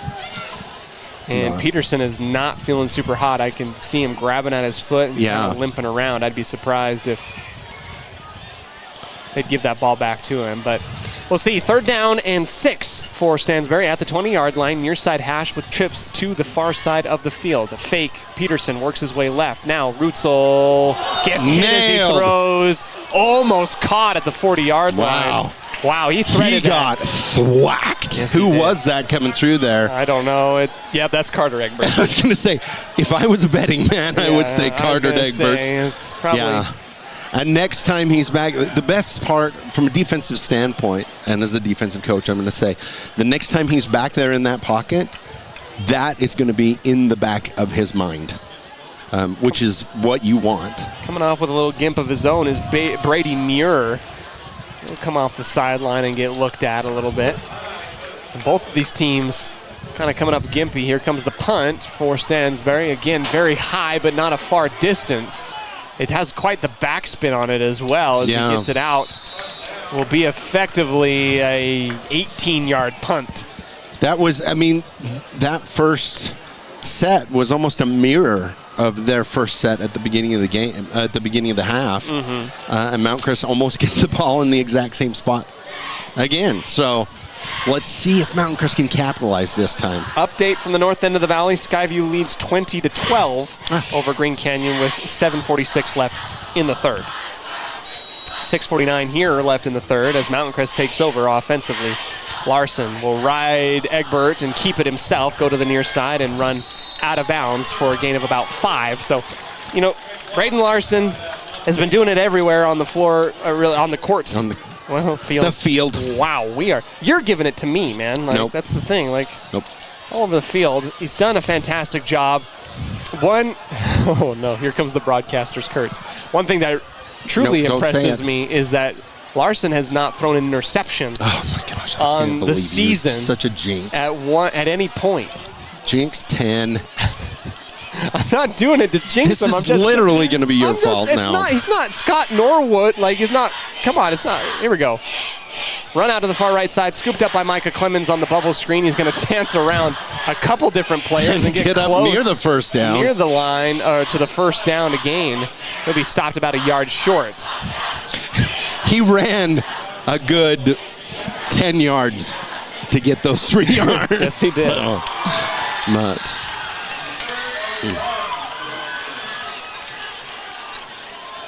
it's funny because you're saying with the jinx.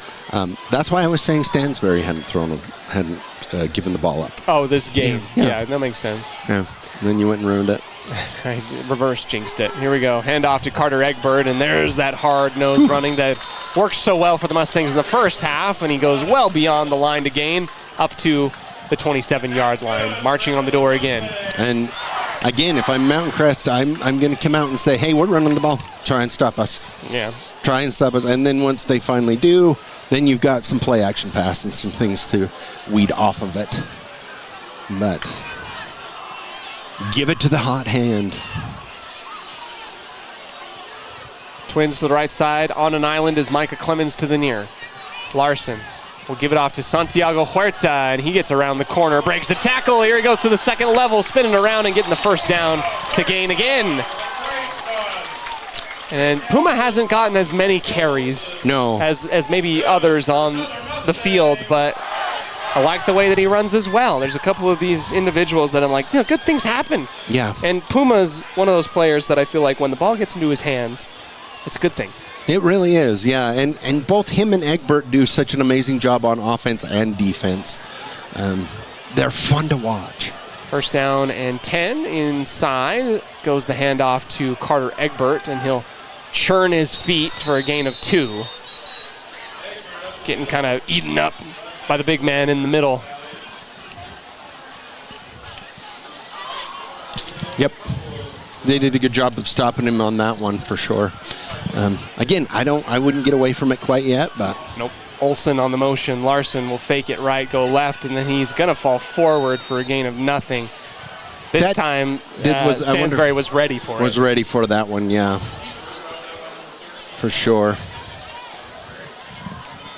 But again, Mountain Crest kind of sputtering here inside the red zone. I have to say that after the first few struggles with the red zone, Mountain Crest has been better for the most part in the red zones.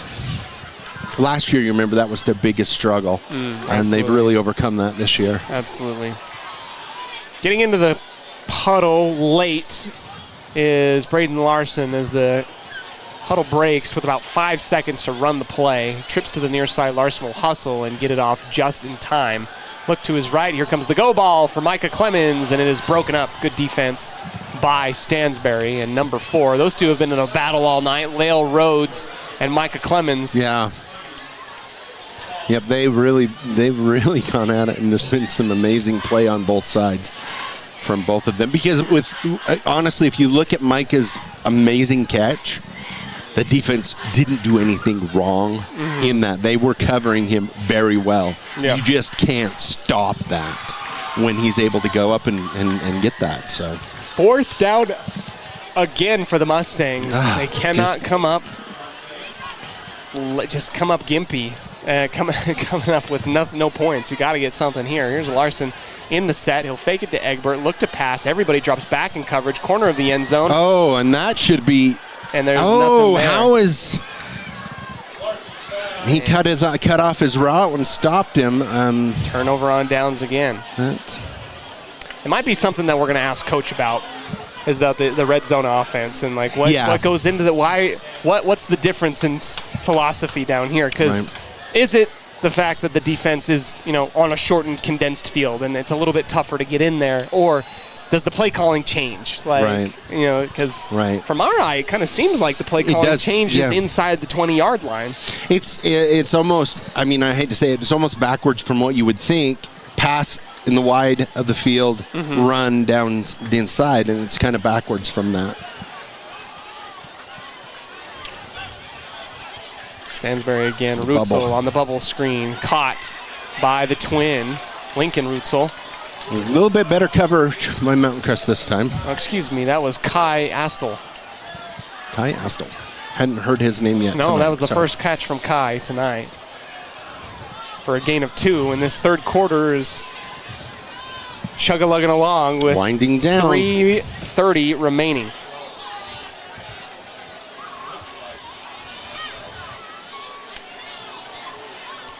Carter Peterson in the backfield with Rutzel. Trips to the far side, in the gun again. 2nd down and a long ways to go. Snap towards the face, flat route out, caught by the wide out for Stansbury, and he continues to churn his feet forward to about the 23-yard line. That's Lael Rhodes, and it's kind of funny. Those two are covering. Well, Micah is covered by Rhodes defensively. Rhodes is out there being covered by Micah, I think. Out on the far side. Maybe they just switch. Maybe they just kind of switch positions. Yeah, that's Micah out there. So that's interesting. They're battling. They have been battling. Yep. And again, this is one of those things where you've got to know your down distance. And Mountain Crest good. They're up on the line. 3rd down and 1. Roots will drop back to pass. Throws it long, and it is caught Absolutely fantastic adjustment to the ball near the 50-yard line for Lael Rhodes.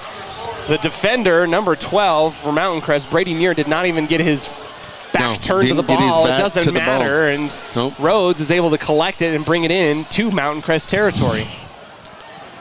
Yep, amazing catch. Brighton Rudel, though, had Mountain Crest right in his face and threw that off his back foot. Kind of lucky that it made it as far as it did. First down and 10 at the 48-yard line of Mountain Crest. Another quick out for Rhodes. Wrapped up by Clemens as he gets pushed out of bounds for a gain of 5 on the far side. And Stansbury now able to move the ball down here. And I got to correct myself. The 5 and the 6 look similar, but that's Adrian Garfias out on the far side. Oh, okay. Yeah, it's hard to see from this distance, but...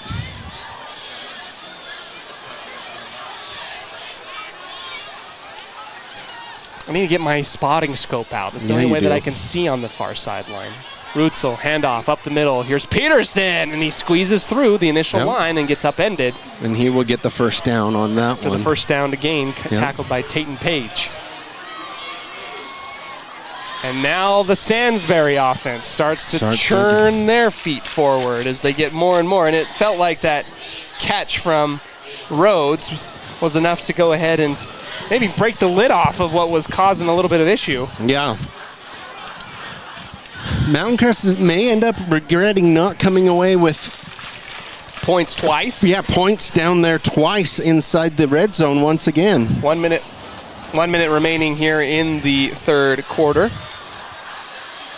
Roll out to the left-hand side. That is Rutzel, and he goes the distance to the 10, to the 5, inside the 5, and he reaches towards the end zone. And the scramble for the Stansbury quarterback ends with Stansbury inside the 5-yard line.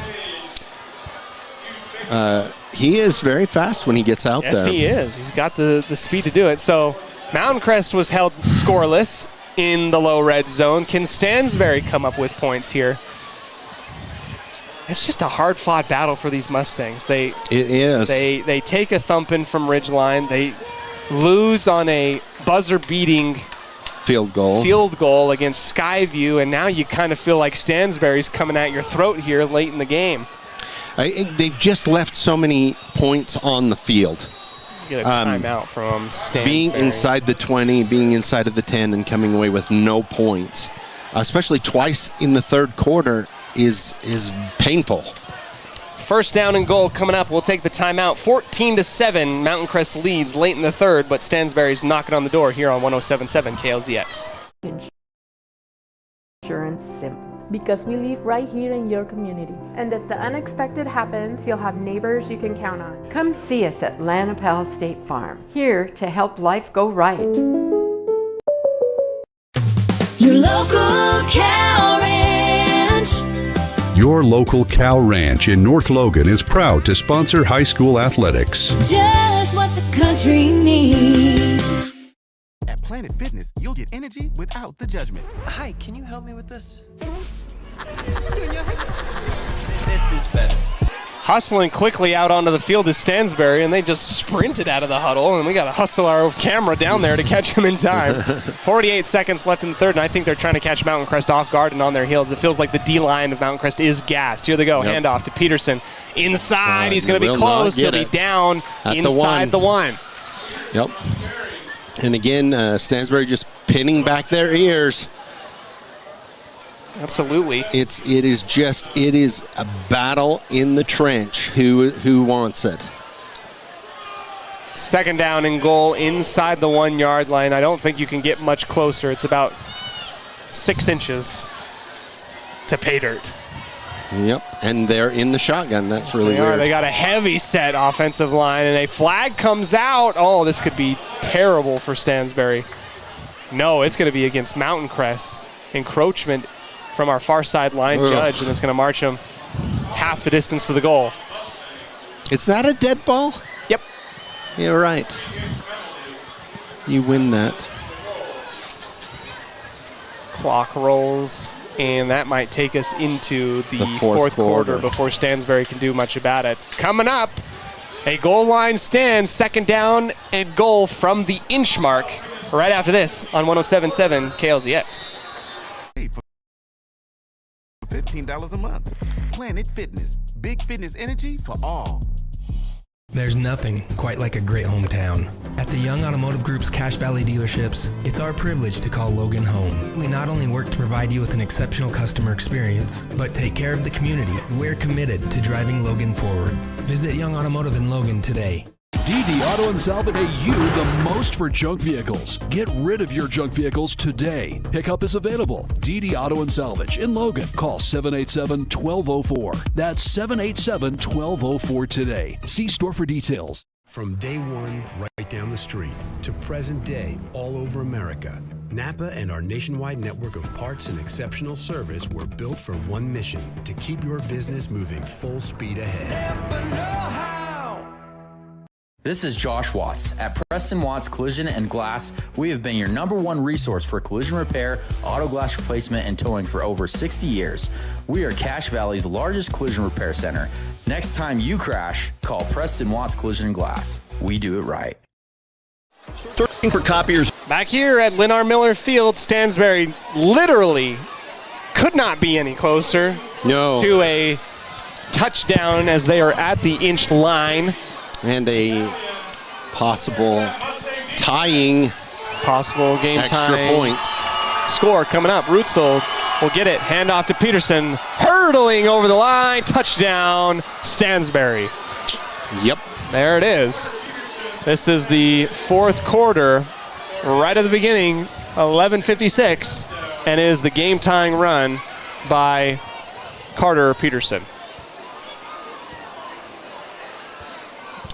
It's one of those things where, your defense held, and then you can only hold them down for so long before they're going to start moving the ball on you. PAT coming up. Big PAT. Very, very big PAT coming up. Ethan Clegg. Last PAT was blocked. This time, no dice for the defense, and a flag comes out. Oh, this could be interesting. Do you take points off the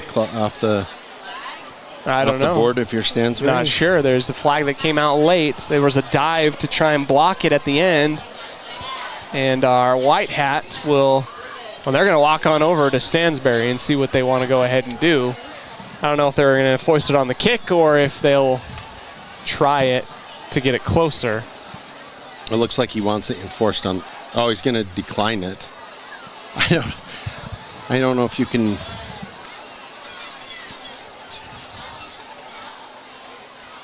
He wants the points. He wants to keep the points. So which is understandable. So, but all right, 11:56, 14-14 your score, and man, you're in a treat for a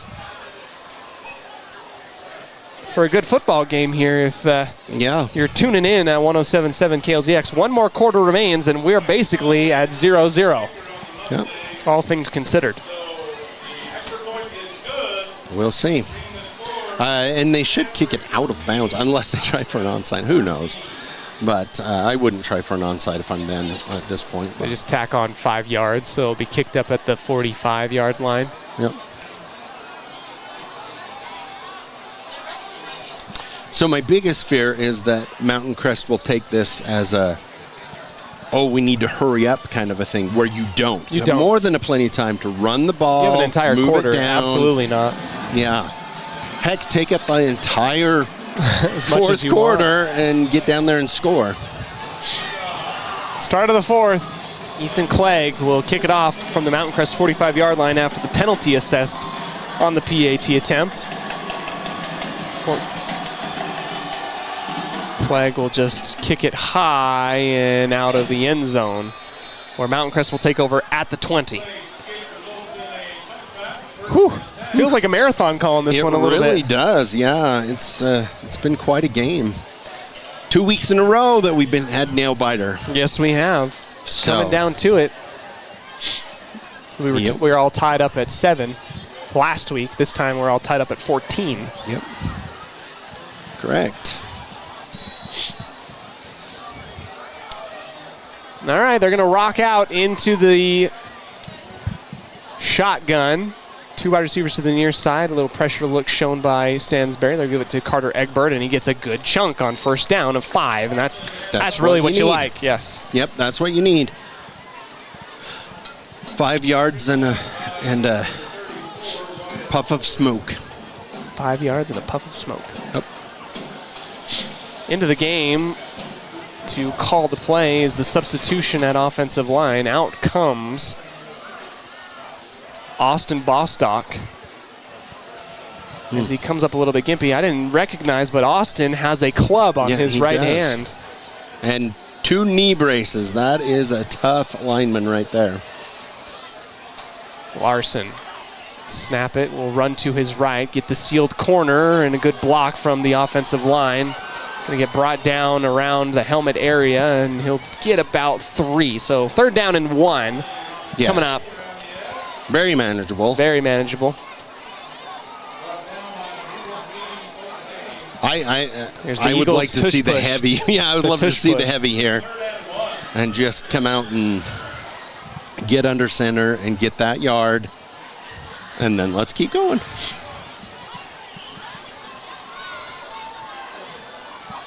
Big play here for Mountain Crest. They're going to still stay in the shotgun. A lot of down linemen for Stansbury and a blitz look. They'll give it off to Carter Egbert, and he will muscle his way on and get it. Near side judge will say it's enough, and they'll wave him forward. Needed 1, got exactly 1. Got exactly 1, yep. Clock will roll up to the 30-yard line. So the near side judge called him first down. They did the first down, but then the official moved it back. Where he put it, that's not first down. Well, if they started at the 20, then technically, yes. So I guess it's just over. Right I guess you're right. Yeah. Fake the play action. Stansbury drops back. Nobody's open. Larson has time. He's going to roll out to his right and just toss it to the near side for Cale Olson, who drags the toe for a moderate gain of about 5. And that was pretty good coverage from Stansbury, but no pressure shown by the defensive line. And I think both defensive lines might be feeling a tad bit gassed, just a little bit. I think you're right. Well, and the other thing is too, when you're coming off the defense on pass rush with a quarterback like Braden, if you over pursue, it gives you a lane for him to go, and I think they're trying to avoid that. 2nd down and 5. Larson looks, and he's going to run up the hole and just fall forward. He'll lose a yard. He'll lose a yard on that one. That was not great. 3rd and 5. Not the position you want to be in if you're Mountain Crest. No. Not on your side of the field. I don't know if that was a designed QB run or if Larson just felt the need to flush up the hole. It might have been designed, but it got blown up in the middle, so he had to kind of shift to one side and then fall forward. Not a whole lot going on there.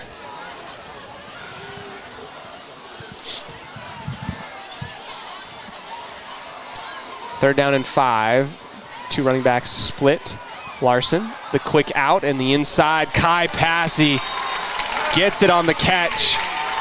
Strong catch just across the line. There was a couple stallions in the area that could have broken that up fairly easily, but Kai is able to wrestle it in with the strong fingers, and on goes the march of the Mustangs up to the 43-yard line. He does such a good job of weaving back in there right behind the linebackers and getting that ball. You can get a tight end that can do that. I mean, it's just an incredible skill. Here comes another play action pass. There's the long bomb into double coverage, and it's intercepted by Stansbury. And he the ball was very much short, but Micah was drugged to the ground before the ball got there, but no call. Tough one as Stansbury gets the turnover at the 30-yard line. That's the first interception by Braden Larson on the season. And regardless if there was pass interference, I think that was just a shot play that Larson didn't care who was there. It was in double coverage. It was double coverage. It was poorly, not a good decision. So they got too greedy, I think, maybe. And that's, again, my armchair quarterback coming out. Yeah, But now Stansbury comes back. I think the run was working fine. Yeah, it was. The run was working fine. And with plenty of time, too. So Stansbury gets it now in good position at their own 30. Mountain Crest defensive line was definitely gassed last time around. They've had a little bit of a breather.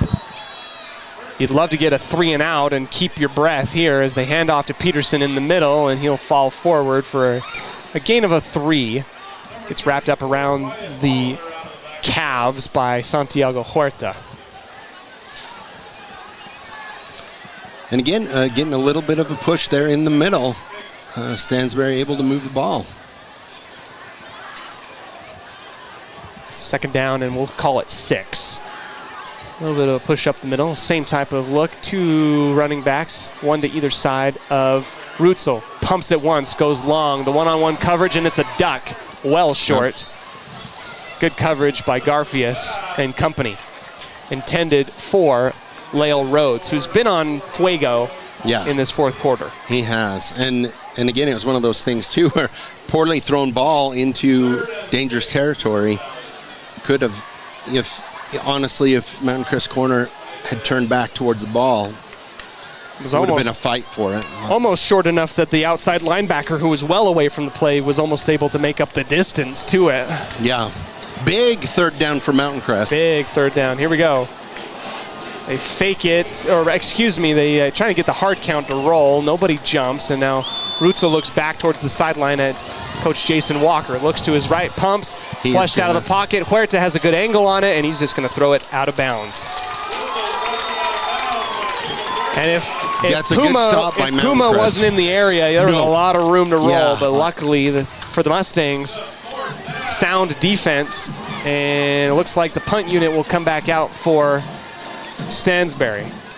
Fortunate after the turnover, first turnover of the game for either side, that doesn't amount to much of anything, as Stansbury's only able to go about 4 yards in the opposing direction. Yep, good stop by Mountain Crest. Defense now, it's up to Mountain Crest offense to make good. Clegg off the left foot high up in the air, and it will bounce backwards. and every punt has a backwards spin on it. Someone's got it. Special teams coach has got to teach us to get that forward roll going here. And in different situations, you either want the ball to come back. Like, if you were doing a short punt and try and keep it out of the end zone, that's a perfect punt. But if you're trying to get yardage on that, that's not a good punt. So the arm punt from Larson on the interception, much to do about nothing, no harm, no foul, and they get a reset of downs. With 7:45 here in the fourth. Trips to the near side. Carter Egbert split off to the left. They will pitch it to Carter, and he will follow his lineman forward, stays on his feet, and falls just short of the line to gain. And I love that. Love that. Again, it's hard-nosed football. You're running the ball. You're eating up clock. You're getting 8 yards a carry. You're getting 8 yards a carry. Yep. I can sense the subliminal message in that. Yep. Trips to the far side now, and they're going to go the other way. Egbert doesn't wait for his blockers this time. He just says, I'm going to do it myself, and he'll get the first down. First down, yep. For a gain of 4. Now, so when you're able to do that, so basically they've got a bunch set, close bunch set on one side, and they're just running through that with a pitch. Where it's starting to be very successful, there's a lot of things you can do off of that now. Well, we've already seen the wrinkle off of it. The fake pitch and QB counter is what's worked out well last time. Right. First down and 10 near the 50-yard line for Mountain Crest. And here comes the QB pitch counter. Larson gets up just enough, and here comes a flag late in the area of holding, and that's going to be tough to swallow. It could be a face mask, too, because somebody did have a hold of Braden's face mask, but it could also be a hold then in there. I didn't see a hold. I did see a face swipe to Braden's face, but we'll see. No, you might be right, I think I'm personal foul, face mask. Yeah. Yep. So it was not the 15-yard variety as far as I could tell, but they're going to mark off the 15-yard variety. So that's weird that there's different levels of face mask. Like maybe there isn't in high school. That's another thing too, where we should really know. We should know that. That should be exactly. So maybe there is just a 15-yarder in high tight school. trips formation has been working out well for the Mustangs, and Larson's going to keep it. I think you probably should have given it to should have given that one Egbert on that one. It'll be a gain of nothing. I'm hard on Larson. You are hard on Larson, but that's okay. But it's our job. Given the game plan and how many times that Carter Egbert's been getting you 8 yards a pop, why? No, give it to him. No, you're right. And again, it's our job to sit up here and analyze the game. Someone's going to tell me that I'm wrong. Here comes the pitch to Carter Egbert this time, and he's going to get that 8 yards a pop plus more. He'll almost get the first down. I love that play. It's the same play. It's the same. I mean, really, it's been the one play and then the wrinkle off the play the whole time. Right. And then I'm sure there's another wrinkle off of it as well. Because if you're coach, you got somebody out here saying, hey, I want to see what that backside does next time we do that. Because then you can do the trap off of it. You could do a reverse. 3rd down and 1. And it will be a pitch to Carter Egbert. Again, same play. Bounces once, twice off a defender, and he gets 9-10 yards. 10 yards. Yeah. Carter Egbert's putting this team on his back right now. Yes, he is. And here we are inside the 20-yard line. And I might lose my marbles if the play sheet changes. If the play call changes. Yeah. And I say that on behalf of all of our listenership and Mountain Crest fans everywhere. If we see a pass. Well, no, you can pass off of this. I know you can, but why would you? You're getting 10 yards of play.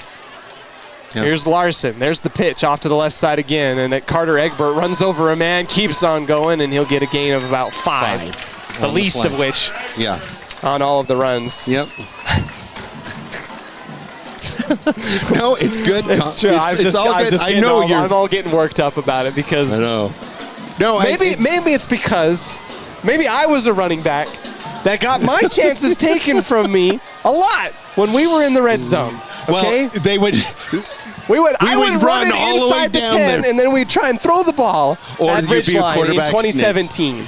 Quarterback sneak. There's Huerta on the right. Here he goes again on the same play, and Stansbury cannot figure it out. It's the pitch to the tight bunch. Yep. And we've got an injured Stallion on the field. And that will stop the clock with 3:55 remaining in the fourth. This will give us a good time for us to take a breather as well as Mountain Crest comes over to the near sideline. And we're tied up at 14 all, just under 4 minutes remaining. Don't go anywhere. We'll be right back for possible points here for the Mustangs coming up. Olson IT has what you need. Find reliable HP printers, award-winning sharp copiers, and high-end Ricoh graphic systems. Les Olson IT.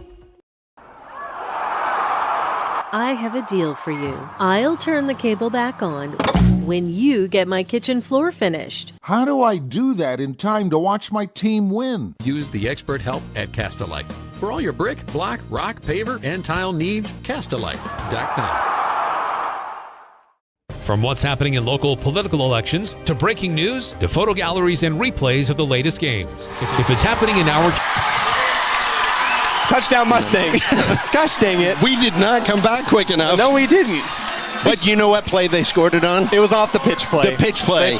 They pitched it out, and Carter Egbert, bless his soul, got it into the end zone. They gave it to him. So the touchdown, Mountain Crest goes up, and they're going to go for the 2-point conversion. No, actually. I don't think they were in, but I thought he was in. Now they're in. No. Oh, no, they're calling touchdown. Now it's a touchdown. Goodness, we got lost in the sauce on that one. We really did. I thought he scored, and then they didn't, and then they go. Now we get the touchdown. I don't even know who scored it either. I think it might have been, was it Braden Larson on the sneak? No, I don't know. Good question. We really kind of pooched that one. Our apologies to our fired. Our fan. Fired. All right, Mountain Crest goes up 20-14, and I'm going to say that it was a sneak play by Braden Larson from an inch out. Wing formation again. They'll pitch it off to Carter Egbert, and he muffs the pitch, and it will fall short. And it was a quick pitch to the body of Carter Egbert. It was kind of too fast to handle, and Mountain Crest, you're happy you're up, but now you're only up 6 points. Yep. 20-14. All right, Coach, since we kind of missed out on that play previously, in the fourth quarter with 3:16 remaining, it's a 1-yard touchdown rush by Braden Larson. Yes. And the whole way down the field, they ran the ball. They pitched it to Carter Egbert. They did. They ran the same play basically the whole time, daring Stansbury to do something about it, and Stansbury couldn't come up with... They're over there talking about it right now. I guarantee it. Yeah. I guarantee it. So, but it'll be interesting to see. First of all, Mountain Crest defense has got to come out and stop them. 3:16 remaining. It's going to come down to the defense. Both teams have timeouts remaining. I don't think there's been a timeout taken by either team in the second half. I don't think so either, no. Lishman will kick it away. And if you're Lishman, I think you try and bury it in the end zone. And that's about what he's going to go ahead and do. Luckily, it is able to get inside the pylon to go into the end zone. It was close to going out of bounds. At that point, then you would have given the ball back to Stansbury at the 40? Yeah, I think it would have come out. Well, yeah. So luckily it goes back. Field, it's at the 20 for Mountain Crest. Huge opportunity here for Stansbury. They got to come up with points. Yep. Got to get in the end zone. And Mountain Crest, this is a big opportunity for their defense to step up. Crowd gets into it. Rutzel on the option pitch. And it's a double pass! And he's all alone! Caught by Stansbury at the 40-yard line. Mountain Crest defense breaks down, and there go the Stallions into the end zone. Beautiful play design. Absolutely set up the entire way.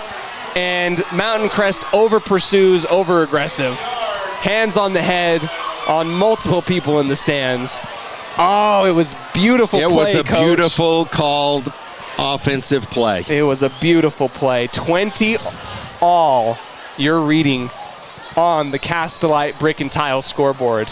PAT coming up for Stansbury and for Ethan Clegg. Has had a field goal blocked earlier in the match. That was the one that you sit on all game. Here comes the PAT attempt. Clegg, snap is down, kick is up, and it is good. Stansbury takes the 1-point lead with 3 minutes remaining here in the fourth, and just like that, the pressure goes back to MC. And now you're in a position where you cannot necessarily run that 3 minutes and 2 timeouts. 3 timeouts, I think. 3 timeouts.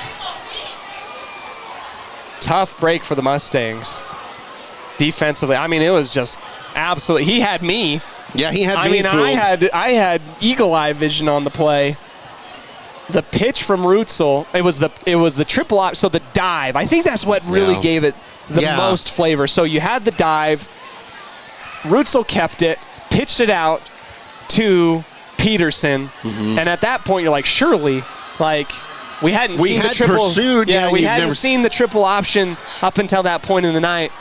And Peterson squares his feet and launches it. That is your ace in the hole type of play. It really is. For Stansbury, and they go up by 1 point with 3:03 left here in the fourth. Oh my goodness. Drama. Clegg will kick it off from the 40-yard line, and it will go high. This is returnable by Cale Olson, who will take it at the 5. He'll work his way to the right-hand side, and he's going to be closed out on by Stansbury fairly quickly and get up past the 15 to about the 17-yard line. Terrible blocking by special teams. It was good. It was pursuit by Stansbury, no lanes opened up. No, for absolutely Cale not. Olson on that one. And we've got a Stansbury player down.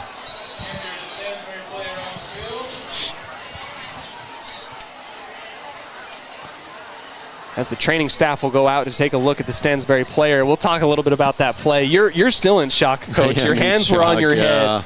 I mean, when Peterson squared up to throw, everybody collectively, oh no. I was like, oh no, because nobody was back. Nobody was back. You're catching an arm, but you're catching a punt at that point. You are. Just like right into your hands. It looked like an old school, old fashioned, just. Yeah.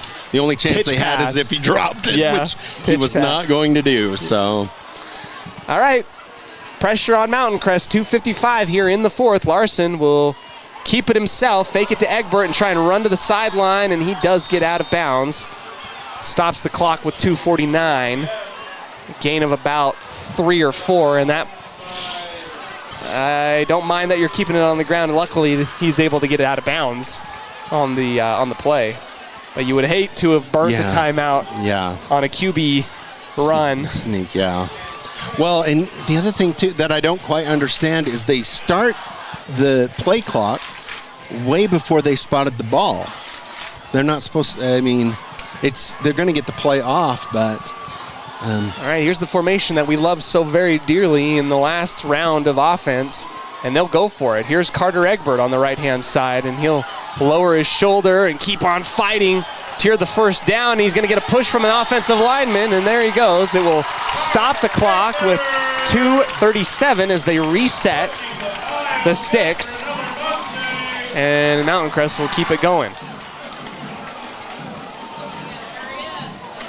And you hear some whispers in the booth and in the stands. You're like, okay, this is great, but we got to hurry up. Yep, you got to have a Trips little to bit the near side. Larson will get the snap, roll to his right. Here comes Mountain Crest way down the field. The curl was not there. They're going to go long. He's got Kill. He's got Muir. At the 25. Stansbury blows the coverage, and they fall into the end zone. Touchdown, Mountain Crest. Wow! That is insane. Something happened with Larson. I wasn't looking. Yes, Larson. I think he got popped hard way after the play, but or when he threw the ball. Either way, Brady Muir catches it as a Stansbury player falls down in coverage. Back and forth. No. Whoa. 2:07 now left. Mountain Crest has taken the 26-21 lead. And you almost have to go for 2 now because of the 2 there's before. There's no reason for you to kick the extra point whatsoever. You have to go for 2.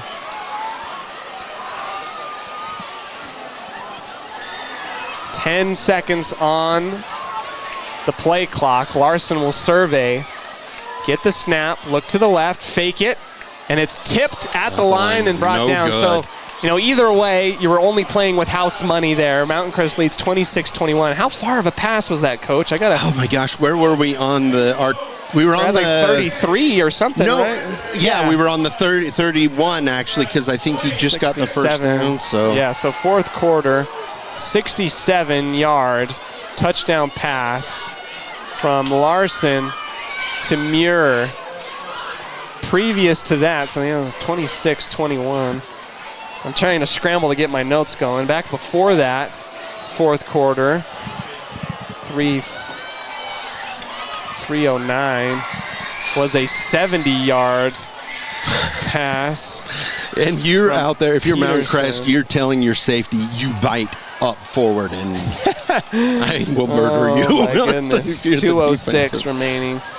I mean, a blessing from heaven above is that I believe the defensive back for Stansbury he fell down. Got his foot. He got caught up on itself as he was trying to turn, and like a center fielder in baseball, but he just tripped over the turf monster, Lishman, and so I guess you go back to where you were before. Lishman is going to kick it just short of the goal line and will roll into the end zone. All right, so we've been here before. Approximately 50 seconds ago. Amazingly. Yeah. This has been an amazing game. It's been really fun. It's been crazy. It's been quite fun. Absolutely.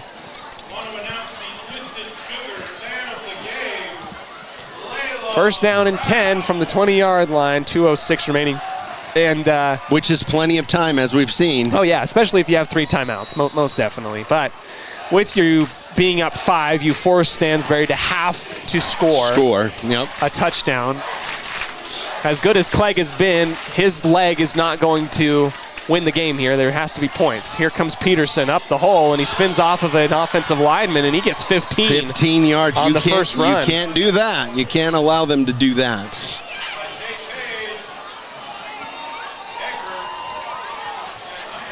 It's, I mean, you don't expect a run right there, but you got to stop it if it counts. So back in formation again, Rutzel with trips to the near side and a running back behind him.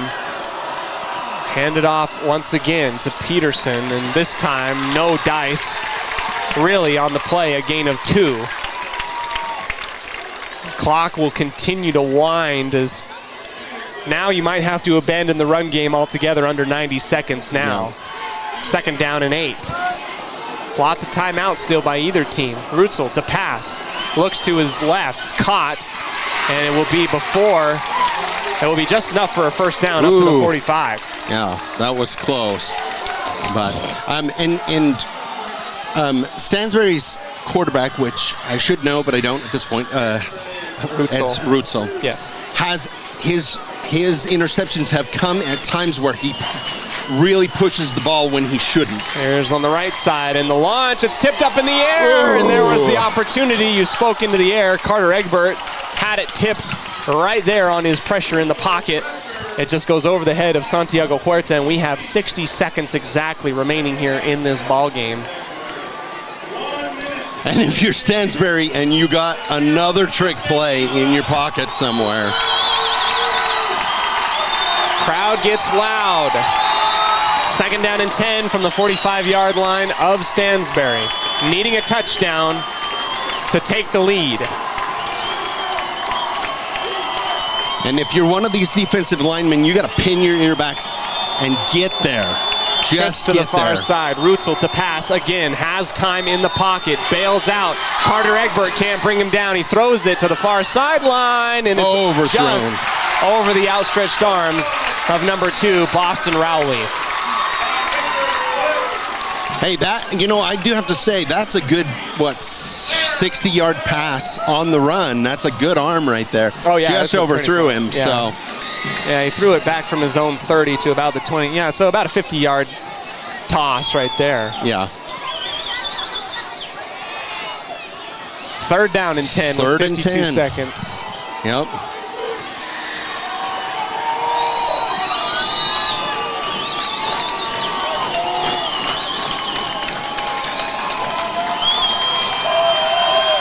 Same formation with Rutzel in the gun. He's going to drop back and look to his right again. He's going to go for the shorter route, and it is grabbed at the 50-yard line, trying to sprint out of bounds.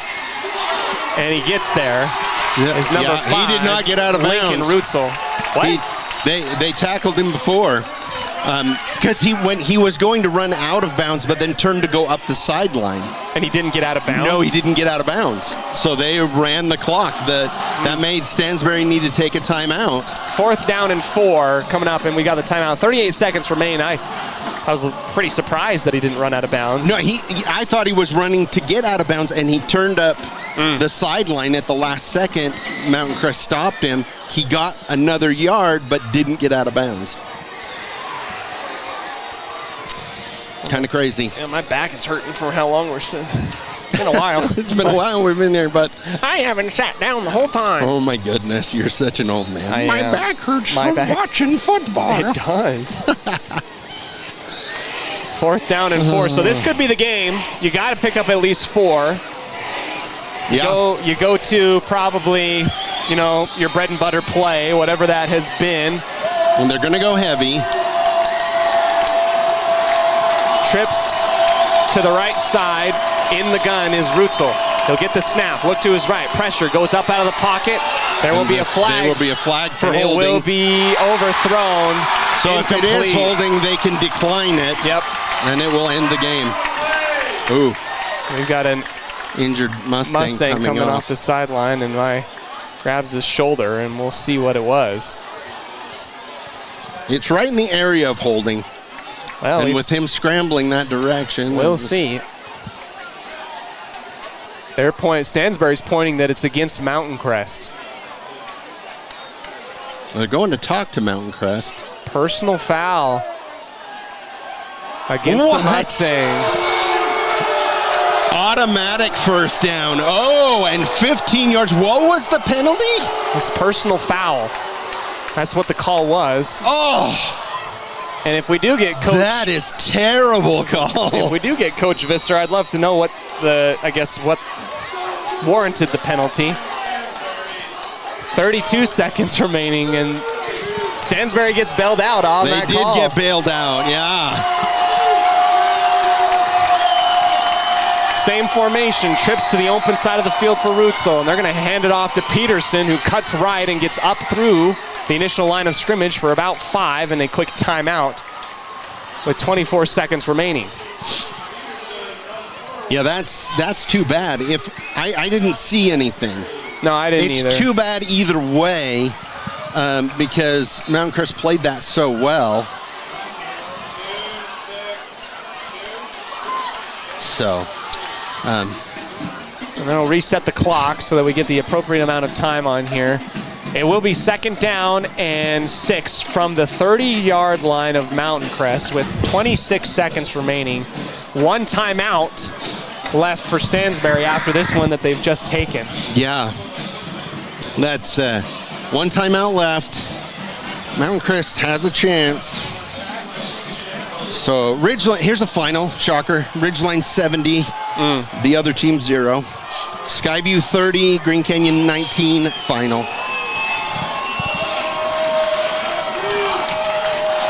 And they're sticking with this formation. I'm not going to reset the lineup for you, but trips to the far side again as Rutzel will fake the handoff, roll to his right, set his feet, come back on the double move, and it is caught inside the 5 by Rhodes. Oh my goodness. Oh my. 18 seconds remaining. They're going to have to set the sticks. 1st down, clock will roll, 17 seconds, and it will be a spike from the shotgun position. Can you? Okay, I'm not going to ask. Yes. I was under the. In this instance, yes. Okay. I don't know. No. So they'll stop the clock with 14. Oh my goodness, can you believe that? The double move by Rhodes on the near side, and he gets it inside the 5. Oh my gosh. This is going to go down as a classic. Yes, it will. Will it be a Stansbury classic or a Mountain Crest classic? I wouldn't be surprised if we see a run here. You've got 1 timeout. Here's Rutzel to drop back to pass. Lots of space. He's going to get flushed out of the pocket, rolling to his right. Huerta takes a bad angle, and he gets into the end zone for the touchdown. There's a flag on the play at the goal line. We'll see what it is. Rutzel gets into the end zone for the touchdown, gets around Huerta, and we'll see. And they're going to say it's against Mountain Crest. Wow, what a crazy, crazy drive.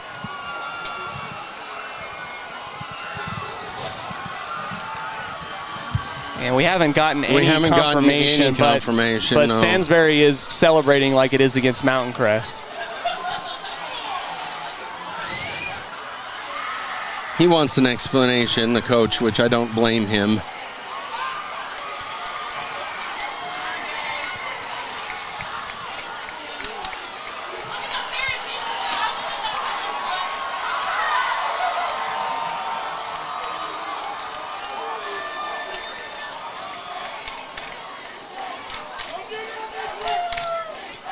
It's going to be a personal foul penalty against Mountain Crest is what the score was. Has he been tossed? Is that what that means? I have no idea what that second one. He almost threw a flag against Visser. Touchdown is good. Stansbury goes up by 1. 27-26. PAT attempt here for Clegg. Kick is down and up, and it sneaks into in between the uprights, and that is good. 6 seconds remaining here in this one, and for the second time in 2 weeks, Mountain Crest is on the wrong end of a late score. Yeah. And a penalty, personal foul. 2 personal foul penalties by the defense. Yeah. Bails out Stansbury. Yeah. So that they can I really want to continue look the at that drive. and see. I would love to look at that and see.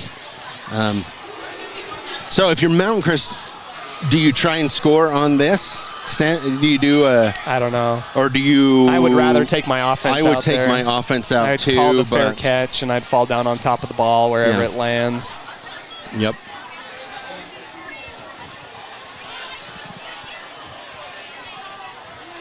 Clegg will kick off, and Mountain Crest, barring some type of Motown miracle, is going to fall to 0-3 in region.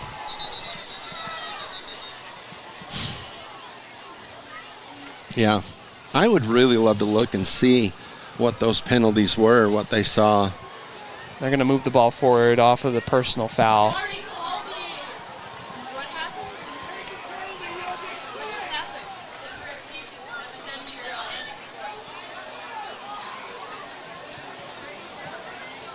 They're going to reset this to be kicked off at the 45-yard line of Mountain Crest. Yeah. So, no, I don't think that you try and return this. I think you try and come up with some type of lateral play offensively is the hope. No, I mean, man, like 4 separate plays that you thought would win the game back to back to back. Back to back. It's going to be heartbreaking for Mountain Crest. Clegg will just kick it out of the end zone, and Mountain Crest will have the ball at the 20-yard line offensively with 6.1 seconds remaining. I don't know what you got. I mean, you've really just got to base it off of the defense, the offensive, or the athleticism, really, of Mountain Crest. But we'll call this thing here. Yeah, it's been 2 weeks of just heartbreak for Mountain Crest. Well, it would be interesting to see what they've got up their sleeve. First down and 10. Here's the game.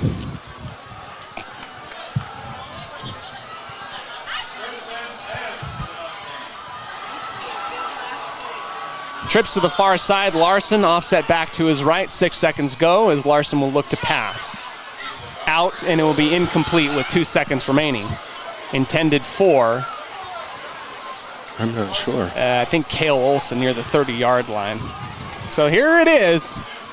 Final play of regulation.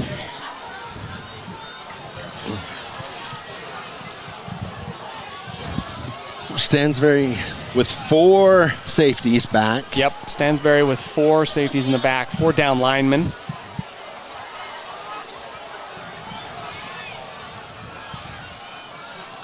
Larson will drop back to pass at the 10. He gets out of pressure and rolls to his right. Throws across his body, and it is dropped by Cale Olson, and that is how the game will end. Back-to-back heartbreaking losses for Mountain Crest on basically buzzer-beating plays at the end. Yeah, that's insane. Tough to swallow, absolutely. And Stansbury horribly classically out there taunting everybody at midfield. That's disgusting. You won the game, guys. Why are you doing that? All right, that's the end of it. Final score, Stansbury 28, Mountain Crest 26. We'll take a quick breather, come back to you and recap what we saw here in the second half, and send you off and getting you prepped for next week. Don't go anywhere here on 107.7 KLZX. Daily.com and the Cache Valley Daily app. Local, relevant news on CacheValleyDaily.com. At Adams Wealth Advisors, they believe that successful wealth management is all about planning. Adams Wealth Advisors is here to help. If you're transitioning a business, searching for the most up-to-date tax strategies, need help managing investments, or need help with estate planning, Adams Wealth Advisors has your back. The Mountain Crest Boosters encourage you to support the businesses that support the Mustangs. Ascend Home Health and Hospice, Karchner Homes, Cache Valley Nursery, Hiram Chevron, Landmark Homes, Ridley, Circle B Irrigation, Members First Credit Union, Frazzle Fix. To join the Mountain Crest Boosters, contact the Mustang Athletic Department. Support the sponsors that support the Mustangs. I'm Lana. All right, welcome back here to the post-game show, brought to you in part by Preston Watts Auto and Collision. The final score, Stansbury wins 28-26 on, what was effectively 3 lead changes under 3 minutes remaining here in this game. Incredible stuff. Yeah, it really trick was. Plays galore. People falling down in a game where points were very, very hard to come by. Stansbury ends up getting the win at the very end. Yeah. Drives the length of the field, gets a penalty against the Mountain Crest defense that if would not have happened, the game would have been over. Yep. And just a tough pill to swallow, absolutely. Coach, I liked the way that Mountain Crest went back to the run. I think they finally found out that that run is going to be helpful in the sense that they ran the clock out. Carter Egbert put the team on his back, and I like the way that things happened in the second half, opposite of the fact that they're just on the wrong side of the W. The wrong side of the W again tonight, yep. And again, that's a tough pill to swallow. So plenty to work on, plenty to look at, and to go from there. So it'll be interesting to see. Of course, next week they are at the new high school that just got destroyed. Desert Peak. We will not be on that call. Down there. But there will be a call of the game. There will be a call of the game. We will not be on that call, but there will be a call on that game. And that'll definitely be a bounce back for Mountain Crest.